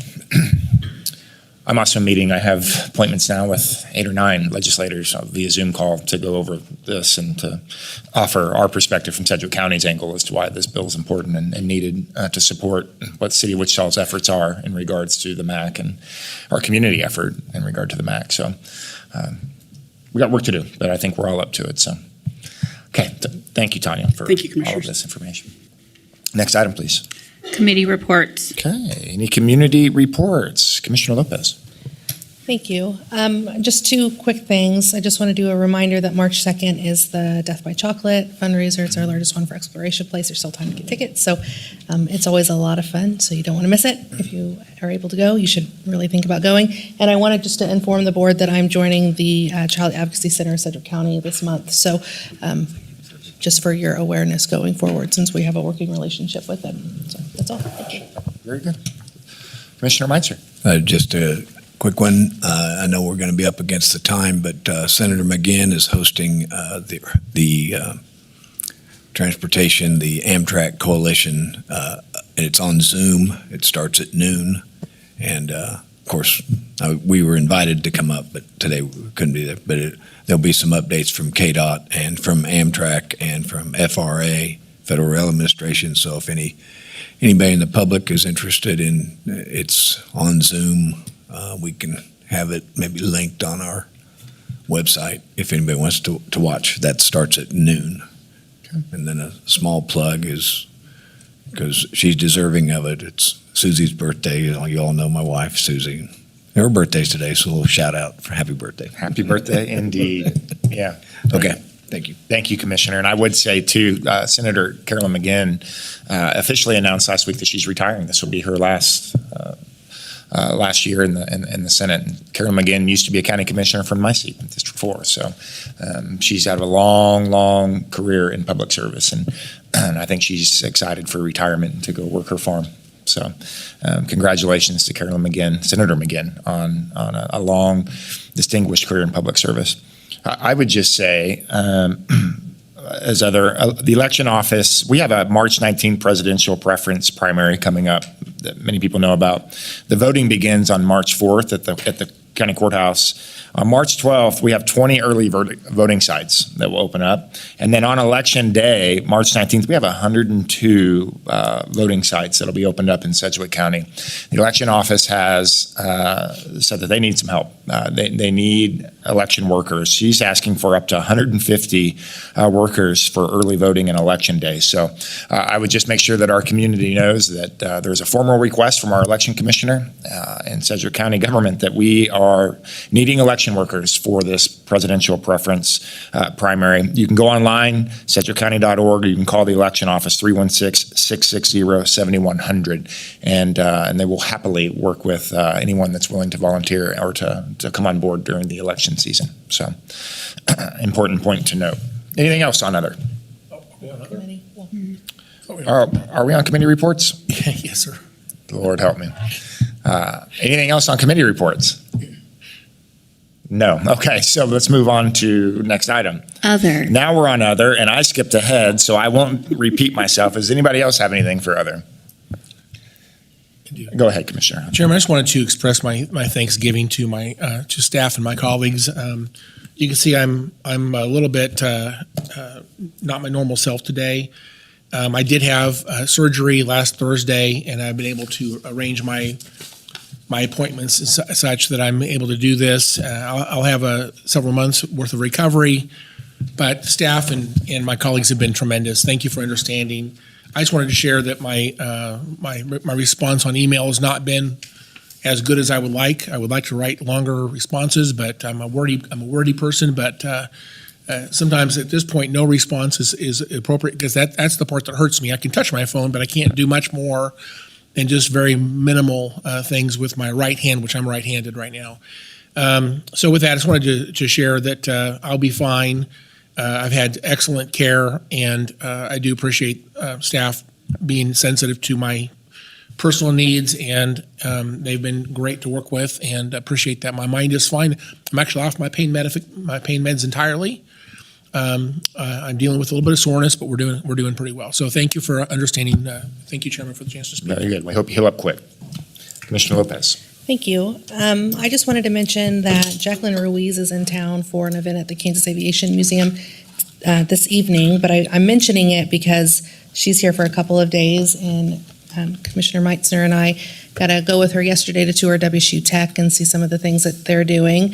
She wrote the book Latinas in Aviation and does a lot of work around the world promoting the aviation sector, especially within the Latina community. So really exciting to be able to tour WSU Tech. We got to see some of the stuff that the Build Back Better grant purchased as well, which is the first time I've been able to see some of those things. So it was really nice to be able to do that. She went to South High yesterday, so I'm appreciative of their leadership allowing us to come and for her to speak to students. And then Exploration Place too had an event for her, like a networking event yesterday. Today she's going to tour Spirit, and she's going to speak to students at North High School, and then of course the Kansas Aviation Museum event tonight. But I just wanted to mention that since Commissioner Meitzner, both him and I were able to meet with her and tour WSU Tech and just kind of hear all the great things that they're doing. So That's great. Very good. Okay. Lots of good things happening. Next item, please. Executive session. I have an executive session. Commissioner Lopez. Yep. I move that the Board of County Commissioners recess into executive session for 15 minutes. Do we want to just say 12 since are we going somewhere? Are we going upstairs? Right up, down the hall? Okay. Well, until, I'd say 11:47 I said 47, didn't I? 57, sorry. For preliminary discussions related to the acquisition of real property for the purpose of discussing the potential purchase of land and buildings for use by county departments. Okay. Second. Madam Clerk, please call the roll. And Chairman, I hate to interrupt. No, the only thing I was going to say is that there's a last clause below what you just read. Sorry. I was going to ask if you could Yes. amend that in the second, reflect that as well. And move that the Board of County Commissioners return to this room from executive session at 11:57. I'll second that. Please call the roll. Commissioner Meitzner. Aye. Commissioner Dennis. Aye. Commissioner Howell. Aye. Commissioner Lopez. Aye. Chairman Beatty. Aye. Okay, so we will return 11:57.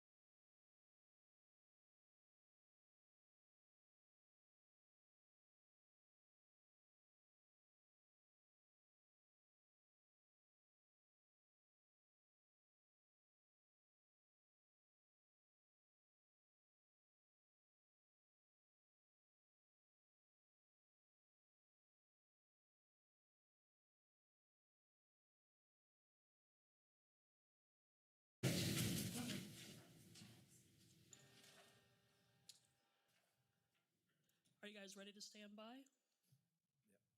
Okay, hold on a second.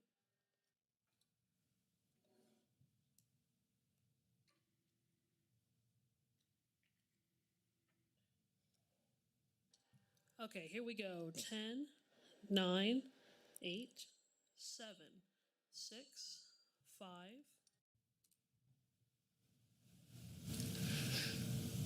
Okay, and we are back, and I'll report there was no binding action taken in executive session. So, does anything else needs to come before the BOCC today? I see nothing. Have a happy Wednesday. We stand adjourned. Go Chiefs. Go Chiefs. That in there.